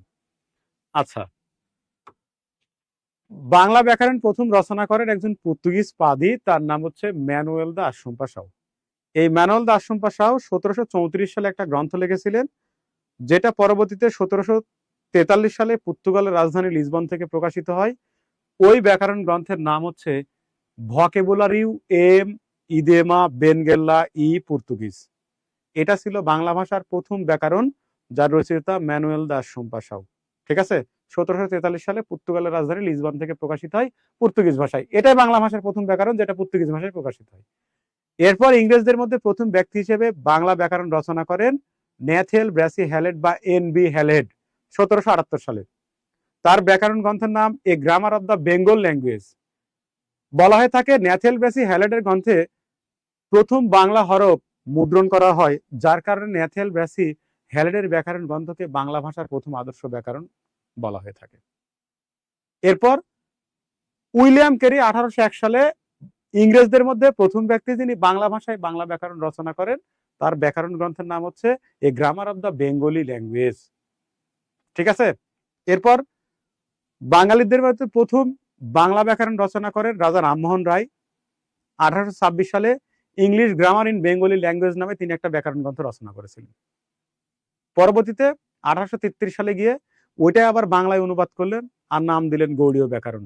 এ কারণে বলা হয় রাজা রামমোহন রায় প্রথম ব্যক্তি যিনি বাংলা ভাষার বাংলা ব্যাকরণ রচনা করেছিলেন। গৌড়ীয় ব্যাকরণ 1833।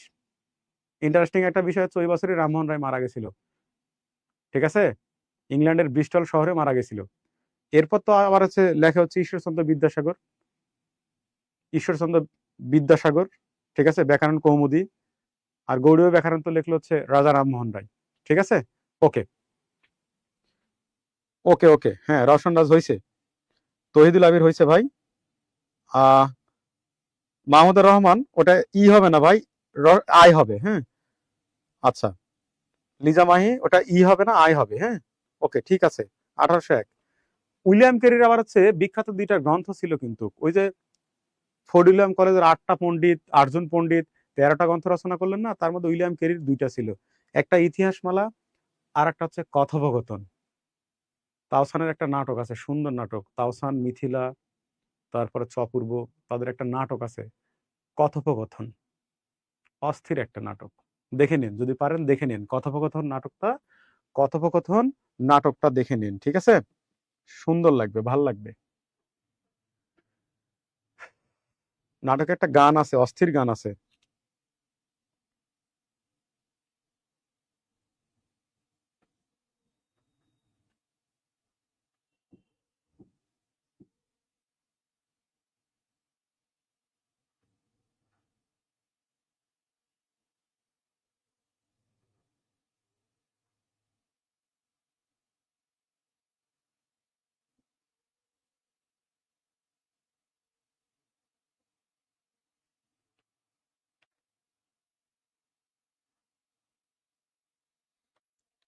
ছিলে আমার স্বপ্নে তুমি, আজ কেন বহুদূর অনুভাবে ভেসে আসে সেই চেনা প্রিয় সুর, কাছে যেতেও সংশয়, দূরে থাকতে লাগে ভয়, এলোমেলো লাগে সবই, অপূর্ণ রয়ে যায় ভালোবাসা, থেকে যাই কিছু কথোপকথন, অপূর্ণ রয়ে যায় ভালোবাসা, থেকে যাই কিছু কথোপকথন। মোস্তাক স্যারের জন্য গানটা আর বলতাম না, ঠিক আছে স্যার, ভালো হয়ে যান, আপনি বাস দিচ্ছেন, এটা কোনো কথা? এই মোস্তাক স্যার কি জন্য আসছে এখানে? বিচার দিলাম আমি। আপনাদের মোস্তাক স্যার ঢুকছে, আর গান আর জীবনেও গান গাইবো না, আর জীবনেও গান গাইবো না। স্যার কেন আসলে এই জায়গায়?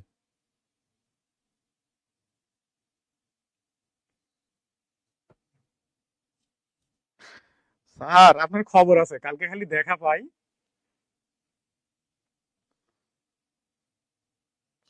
হ্যাঁ, আপনি যে ছাত্রীদের গান শোনান আমি কিন্তু কাউকে কিছু বলিনি। আস্তাগফিরুল্লাহ স্যার, মাফ করে দিন, আমি আর কিছু বলবো না।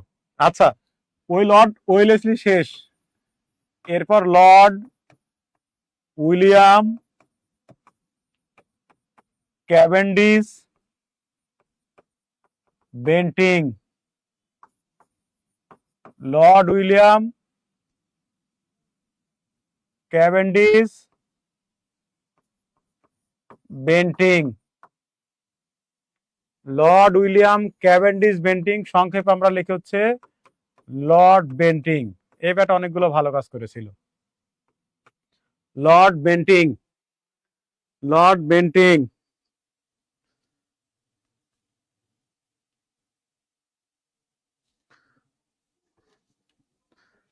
স্যার ভালো হয়ে যান।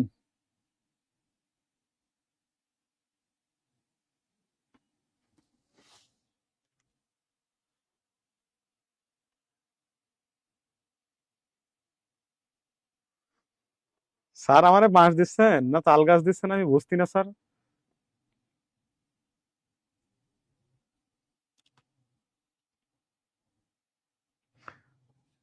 স্যার আপনাকে ধন্যবাদ দিব না সাধুবাদ জানাবো আমি বুঝতেছি না, আমার এবারের মতো মাফ করে দেন, আর জীবনেও গান গাইবো না, এই যে সবার সামনে কইতেছি। হ্যাঁ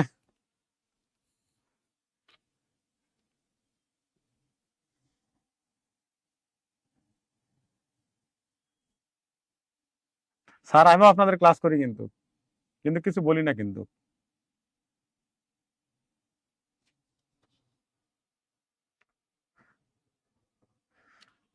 বুঝলাম না, আপনি ক্লাস করতেছিলেন কিন্তু গান শুনলেন কি করে? না, হবে না, এটা হবে না, এটা অন্যায়, খুবই অন্যায়। দেখেন স্যার, অফিসে আসেন, একটা পেঁয়াজি আছে স্যার, স্যার অফিসে আসেন, একটা পেঁয়াজি আছে কিন্তু, ডিম খাইয়া লইছি, পেঁয়াজি একটা আছে, আপনার জন্য রাইখা দেবো তাহলে আসলে, আর না হলে একটু পর ওইটাও খাইয়া দেবো কিন্তু।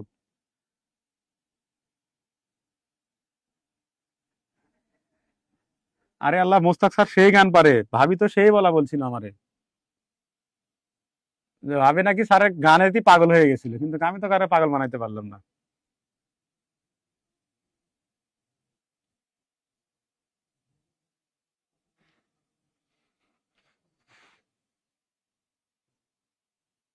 ওকে, লর্ড উইলিয়াম বেন্টিং কতগুলো ভালো কাজ করেছিল, কি কাজ করেছিল দেখেন।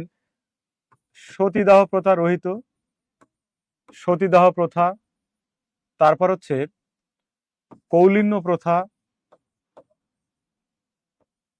কৌলিন্য প্রথা, গঙ্গাসাগরে কন্যা সন্তান বিসর্জন, গঙ্গাসাগরে কন্যা সন্তান বিসর্জন, তারপরে আচ্ছা, এই প্রথাগুলো তিনি রহিত করেন 1829 সালে। তিনি এই প্রথাগুলো রহিত করেন। আচ্ছা, দেখেন এই প্রথাগুলো চালু করেছিল কিন্তু বল্লাল সেন, সেন বংশের তৃতীয় রাজা বল্লাল সেন এই প্রথাগুলো চালু করেছিল, কিন্তু রহিত করলো কে? এই লর্ড উইলিয়াম বেন্টিং। ঠিক আছে, বলা হয় রাজা রামমোহন রায়ের প্রচেষ্টায় লর্ড উইলিয়াম বেন্টিং 1829 সালে সতীদাহ প্রথা, কৌলীন প্রথা এবং গঙ্গাসাগরে কন্যা সন্তান বিসর্জন, ঠিক আছে,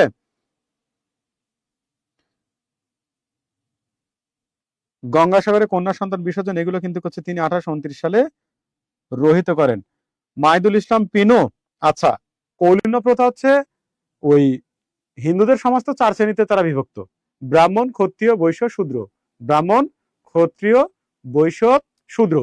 তো ব্রাহ্মণ যুবকদের কুলীন বলা হতো, ব্রাহ্মণ যুবকদের কুলীন বলা হতো। হ্যাঁ, তো ওই ব্রাহ্মণ যুবকদের কুলীন বলা হতো। কুলীনরা একটা মতবাদ প্রচার করলো, যদি কোনো নারী, হিন্দু সমাজে কোনো নারী ওই ব্রাহ্মণ কুলীনদের বিয়ে করে, তাহলে ওই নারী তো স্বর্গলাভ করবে, সাথে সাথে তার 14 গোষ্ঠী স্বর্গলাভ করবে।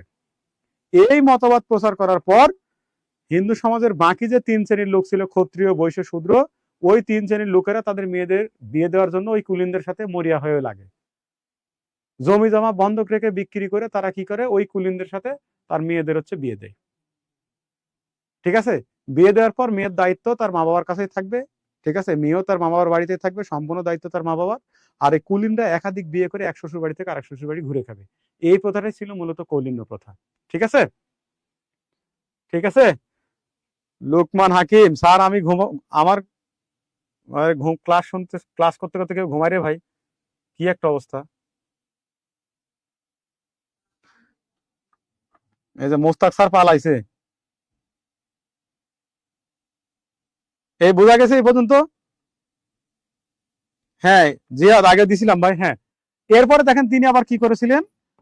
1835 সালে ভারতবর্ষে ভারতবর্ষে ফার্সির পাশাপাশি ফার্সির পাশাপাশি ইংরেজি ভাষা চালু করেন।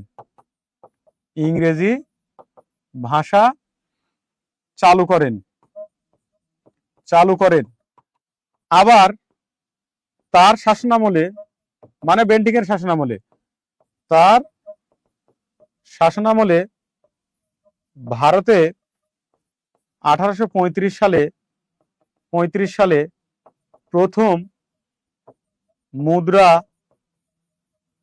আইন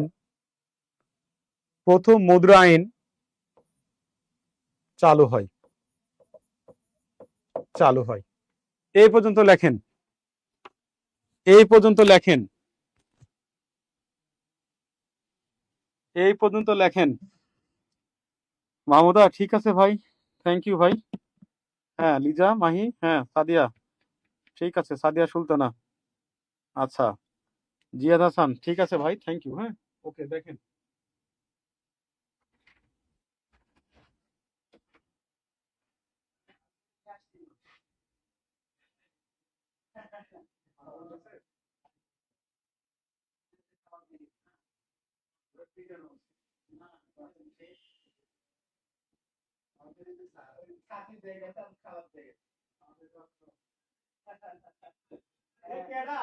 আমার ক্লাসটাই নষ্ট করে দিছে, ক্লাসে ঢুকে বললাম উঠতে দিছে, পুরো বিএনপির মতো আছে, পুরো বিএনপির মতো আছে। আপনি খালি ক্লাসে ঢুকেন, কি যে অবস্থা করবো।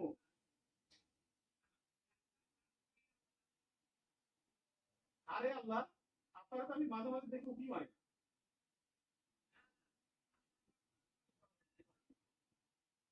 না। আপনি আমার গান শুনছিলেন, আজকে ক্লাস করছেন না, বাবা আমাকে উস্কে দিয়েছেন।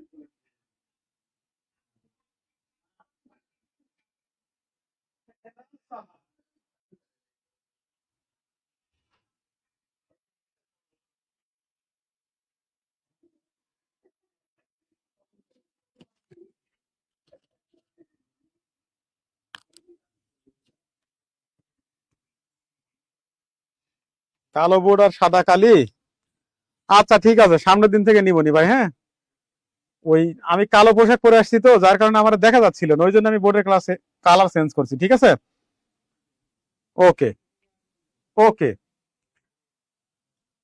ওকে।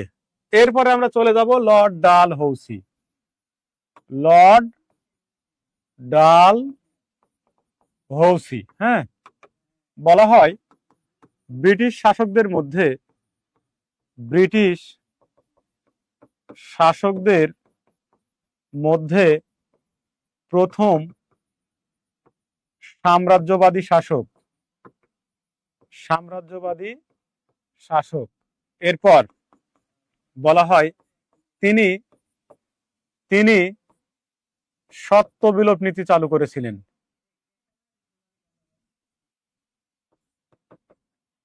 তিনি সত্য বিলোপ নীতি চালু করেছিলেন। সত্য বিলোপ নীতি কি? মানে ওই আগের যুগে দেখবেন অনেক রাজার বা জমিদারের সন্তান হয় না, তখন তারা দত্তক নেয় না, সন্তান দত্তক নেয়। ঠিক আছে, তো দত্তক নিয়ে কি করে, উত্তরাধিকার মনোনীত করে না। তো লর্ড ডালহৌসি সে বললো এখন থেকে আর এটা করা যাবে না, যদি কারো সন্তান না হয় তাহলে তারা আর কোনো সন্তান দত্তক নিতে পারবে না, ওই অঞ্চলের জমিদার নির্ধারণ করে দিবে ওই গভর্নর জেনারেল। ঠিক আছে, এটাকে বলা হচ্ছে সত্য বিলোপ নীতি। তো সত্য বিলোপ নীতি চালু করে কিন্তু কোন একটা রাজ্য কিন্তু এই লর্ড ডালহৌসি নিজের করে নিয়েছিল। হ্যাঁ, ঠিক আছে, নিজের করে নিয়েছিল। এরপর তিনি কি করেছিলেন, তিনি তিনি 1853 সালে 1853 সালে ভারতবর্ষে প্রথম রেলপথ চালু করেন। রেলপথ চালু করেন মুম্বাই শহরে। মুম্বাই শহরে, হ্যাঁ, প্রথম। মানে মুম্বাইয়ের পূর্ব নাম ছিল তো বোম্বাই, এখন তো মুম্বাই। এরপর এরপর আচ্ছা, এরপর তিনি 1853 সালে বিধবা বিবাহ আইন আইন পাশ করেন, যা কার্যকর হয় 1856 সালে। যা কার্যকর হয় 1856 সালে। সাম্রাজ্যবাদী নীতি। সাম্রাজ্যবাদী কি? সাম্রাজ্যবাদী হচ্ছে কি, মানে নিজের মতো করে অনেকগুলো সাম্রাজ্য দখল করে নিচ্ছেন এরকম আর কি। মানে আগ্রাসী বলা হয় না, যে একটা এক একটা রাজ্য দখল করে নিচ্ছে এরকম বলে না, এগুলো হচ্ছে সাম্রাজ্যবাদী বলা হয়। মানে সাম্রাজ্যবাদী বলে অনেক সাম্রাজ্য তার অধিকার করায় কাজ, এরকম এরকম একটা কিছু বোঝায় আর কি। মানে আমি হয়তো এবার বোঝাতে পারছি না, সাম্রাজ্যবাদী বলতে বোঝায় মানে অনেকগুলো সাম্রাজ্য জয় করার যে নীতি, এরকম বোঝায় আর কি। ঠিক আছে, তাহলে দেখেন বলা হচ্ছে এই লর্ড ডালহৌসি ব্রিটিশ শাসকদের মধ্যে প্রথম সাম্রাজ্যবাদী শাসক ছিল। তিনি সত্যবিলোপ নীতি চালু করেছিলেন। তিনি 1853 সালে ভারতবর্ষে প্রথম রেলপথ চালু করেন মুম্বাই শহরে। আবার তিনি 1853 সালে বিধবা বিবাহ আইন পাশ করেন, যা কার্যকর হয় 1856 সালে। হ্যাঁ, ইখতিয়ার উদ্দিন মোহাম্মদ বিন বখতিয়ার খলজি, হ্যাঁ, বলা যায়। দিগ্বিজয়ী বীর বলে না, দিগ্বিজয়ী বীর, অনেকগুলো রাজ্য দখল করেছিল বা সাম্রাজ্যবাদী। এই পর্যন্ত হইলে একটু বলেন তো ভাই।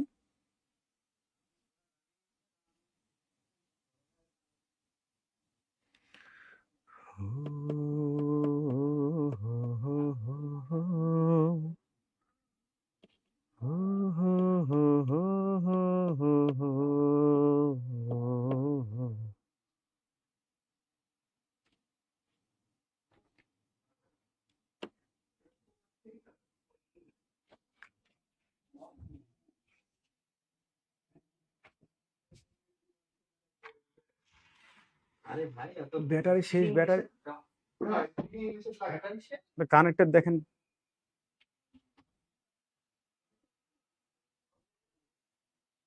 কানেক্ট, নেটের সমস্যা, নেটের কারণে। আমার তো মেসেজ আসছে, ওয়েটিং ফর লাইভ ভিডিও।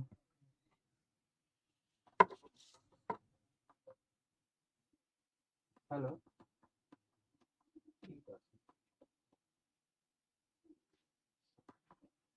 যত কথা বলি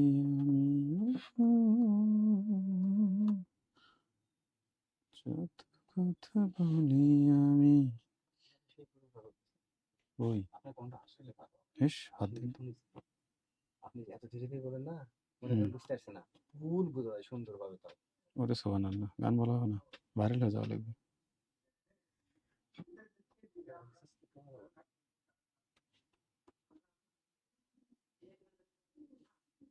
কি হইলো? ক্লাসের শেষের দিকে। হ্যাঁ, হ্যাঁ, আর একটা টপিক করলে শেষ হয়ে যাবে, একটা শাসক 2 মিনিট। 2 মিনিট আর দরকার নাই। ঠিক আছে, তাহলে বলে দেন।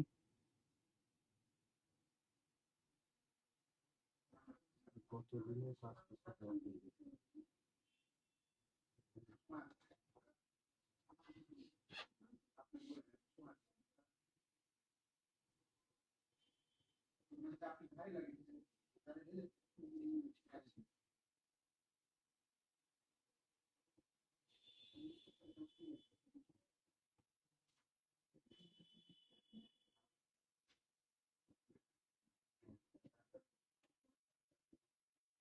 শালা, শালা, রিপোর্ট দিছি না, রিপোর্ট হুম, দিয়েছে, হুম। ক্লাস আপলোড করে দেবো। ওকে, এরপর এরপর হচ্ছে লর্ড ক্যানিং। হ্যাঁ, লর্ড ক্যানিং। আচ্ছা, এই লর্ড ক্যানিং কি করলো? 1856 সালে সে হচ্ছে ব্রিটিশ গভর্নর জেনারেল হয়ে আসে। এসে কি করলো?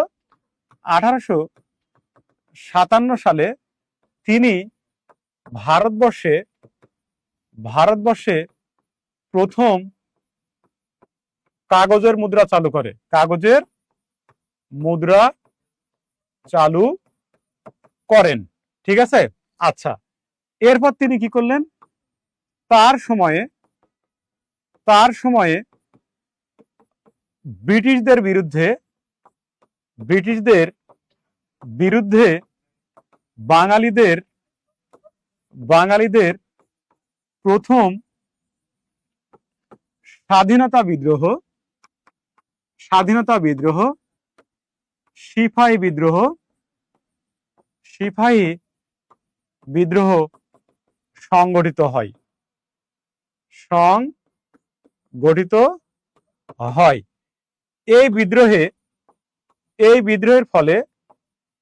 এই বিদ্রোহের ফলে সর্বশেষ মুঘল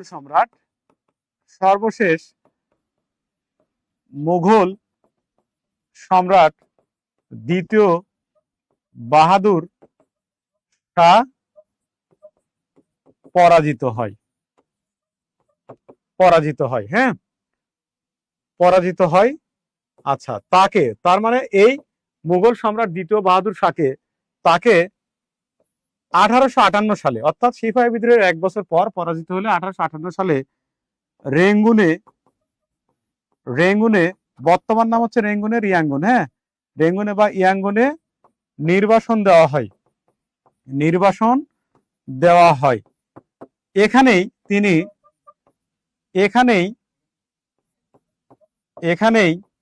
তিনি নির্বাসনরত অবস্থায় 1862 সালে মৃত্যুবরণ করেন। 1862 সালে মৃত্যুবরণ করেন। 1862 সালে তিনি সেখানে কি করেন? মৃত্যুবরণ করেন। তাহলে দেখেন, লর্ড ক্যানিং, তিনি বলা হয়ে থাকে যে 1857 সালে তিনি ভারতবর্ষে প্রথম কাগজের মুদ্রা চালু করেন। তার সময় ব্রিটিশদের বিরুদ্ধে বাঙালিদের প্রথম যে স্বাধীনতা বিদ্রোহ, সিপাহী বিদ্রোহ সংগঠিত হয়। এই বিদ্রোহের ফলে সর্বশেষ মুঘল সম্রাট দ্বিতীয় বাহাদুর শাহ পরাজিত হয় এবং তাকে 1858 সালে রেঙ্গুনে বা ইয়াঙ্গুনে নির্বাসন দেওয়া হয়। এখানে তিনি নির্বাসনরত অবস্থায় মৃত্যুবরণ করেন। এরপর যেটা হয় সেটা হচ্ছে, এই লর্ড ক্যানিং তো সর্বশেষ হচ্ছে গভর্নর জেনারেল। হ্যাঁ, সর্বশেষ ব্রিটিশ গভর্নর জেনারেল। তিনি যেটা করেছিলেন সেটা হচ্ছে যে এই যে 1857 সালে তার সময় সিপাহী বিদ্রোহ হইলো, এই সিপাহী বিদ্রোহের নেতৃত্ব দিয়েছিলেন হচ্ছে মঙ্গল পাণ্ডে, ঠিক আছে। মূল নেতৃত্ব ছিলেন হচ্ছে এই দ্বিতীয় বাহাদুর শাহ, সর্বশেষ মোগল সম্রাট। তো তারা তো পরাজিত হয়, মূলত বন্ধুদের কার্তুজকে কেন্দ্র করে সিপাহী বিদ্রোহ সংগঠিত হয়। হ্যাঁ, তো বন্ধুদের কার্তুজের যে প্যাকেট, কেউ মানে কেউ বলে যে শুকুরের চামড়া দিয়ে তৈরি, কেউ বলে আবার গরুর চামড়া দিয়ে তৈরি। তো এখানে সিপাহীরা, ভারতবর্ষে যে সিপাহীরা ছিল, অধিকাংশ তো বাঙালি, হিন্দু এবং হচ্ছে মুসলিম। তো মুসলিম ধর্মে শুকুর নিষিদ্ধ, আবার হিন্দু ধর্মে গরু নিষিদ্ধ, গো নিষিদ্ধ। তো এটা তারা ধর্মীয় অনুভূতিতে আঘাত হানে, এটাকে কেন্দ্র করে সিপাহীরা ব্রিটিশদের বিরুদ্ধে যে বিদ্রোহ ঘোষণা করেছিল, সেটা হচ্ছে সিপাহী বিদ্রোহ। এই সিপাহী বিদ্রোহের পশ্চিমবঙ্গের নেতৃত্ব দিয়েছিল মঙ্গল পাণ্ডে, আর মূল নেতৃত্ব ছিল মোগল সম্রাট দ্বিতীয় বাহাদুর শাহ, যাকে সর্বশেষ মোগল সম্রাট বলা হয়। তিনি এই সিপাহী বিদ্রোহ পরাজিত হলে 1858 সালে তাকে রেঙ্গুনে, বর্তমানে হচ্ছে ইয়াঙ্গুনে নির্বাসন দেওয়া হয় মিয়ানমারে। নির্বাসনরত অবস্থায় তিনি সেখানে 1862 সালে মৃত্যুবরণ করেন, ঠিক আছে। তো এইখানে দেখেন, এই যে সিপাহী বিদ্রোহের পর ব্রিটিশ পার্লামেন্ট বুঝতে পারলো যে না, ইস্ট ইন্ডিয়া কোম্পানি ভারতবর্ষের শাসনে ব্যর্থ। তখন কি করলো? 1858 সালে ব্রিটিশ পার্লামেন্ট ভারতবর্ষের শাসনের জন্য, ঠিক আছে, ব্রিটিশ পার্লামেন্টে নতুন করে আবার একটা আইন পাশ করলো, যে আইন দ্বারা ভারতবর্ষ থেকে ইস্ট ইন্ডিয়া কোম্পানির শাসনের অবসান ঘটানো হয় এবং ওই গভর্নর জেনারেলের পদ বিলুপ্ত করে তার স্থলে ভাইস রয়ের পদ সৃষ্টি করা হয়। সেই দিক থেকে এই লর্ড ক্যানিং সর্বশেষ গভর্নর জেনারেল এবং প্রথম ভাইস রয়। তাহলে দেখেন, ভারতবর্ষ থেকে ইস্ট ইন্ডিয়া কোম্পানির শাসনের অবসান ঘটলো কবে? 1858 সালে। 1858 সালে কি অবসান ঘটালো? ওই যে ব্রিটিশ পার্লামেন্ট, এবং ওই 1858 সালে ব্রিটিশ পার্লামেন্টে ভারতবর্ষের শাসনের জন্য আবার নতুন করে আইন পাশ হইলো, যে আইন দ্বারা গভর্নরের পদ বিলুপ্ত হয়ে গভর্নর জেনারেলের পদ বিলুপ্ত হয়, তার স্থলে সৃষ্টি হয় ভাইস রয়ের পদ। সেই দিক থেকে লর্ড ক্যানিং সর্বশেষ গভর্নর জেনারেল এবং প্রথম ভাইস রয়। আবার এই লর্ড ক্যানিং আরো অনেকগুলো কাজ করেছিল। 1861 সালে ভারতে পুলিশি ব্যবস্থা চালু করে, পুলিশ আইন চালু করে। আবার 1861 সালে তিনি ভারতীয় উপমহাদেশে প্রথম বাজেট পেশ করে, ঠিক আছে, বাজেট পেশ করে। তো দেখেন, ভারতে বাজেট পেশ করলো, পুলিশ আইন চালু করলো, পুলিশ আইন চালু করলো। হ্যাঁ, তো এইগুলো কারণে কিন্তু হচ্ছে এই লর্ড ক্যানিং কিন্তু হচ্ছে বিখ্যাত হয়েছিলেন। তো আজকে এই পর্যন্তই। সবাই ভালো থাকবেন, সুস্থ থাকবেন, দেখা হবে ইনশাল্লাহ। আসসালামু আলাইকুম।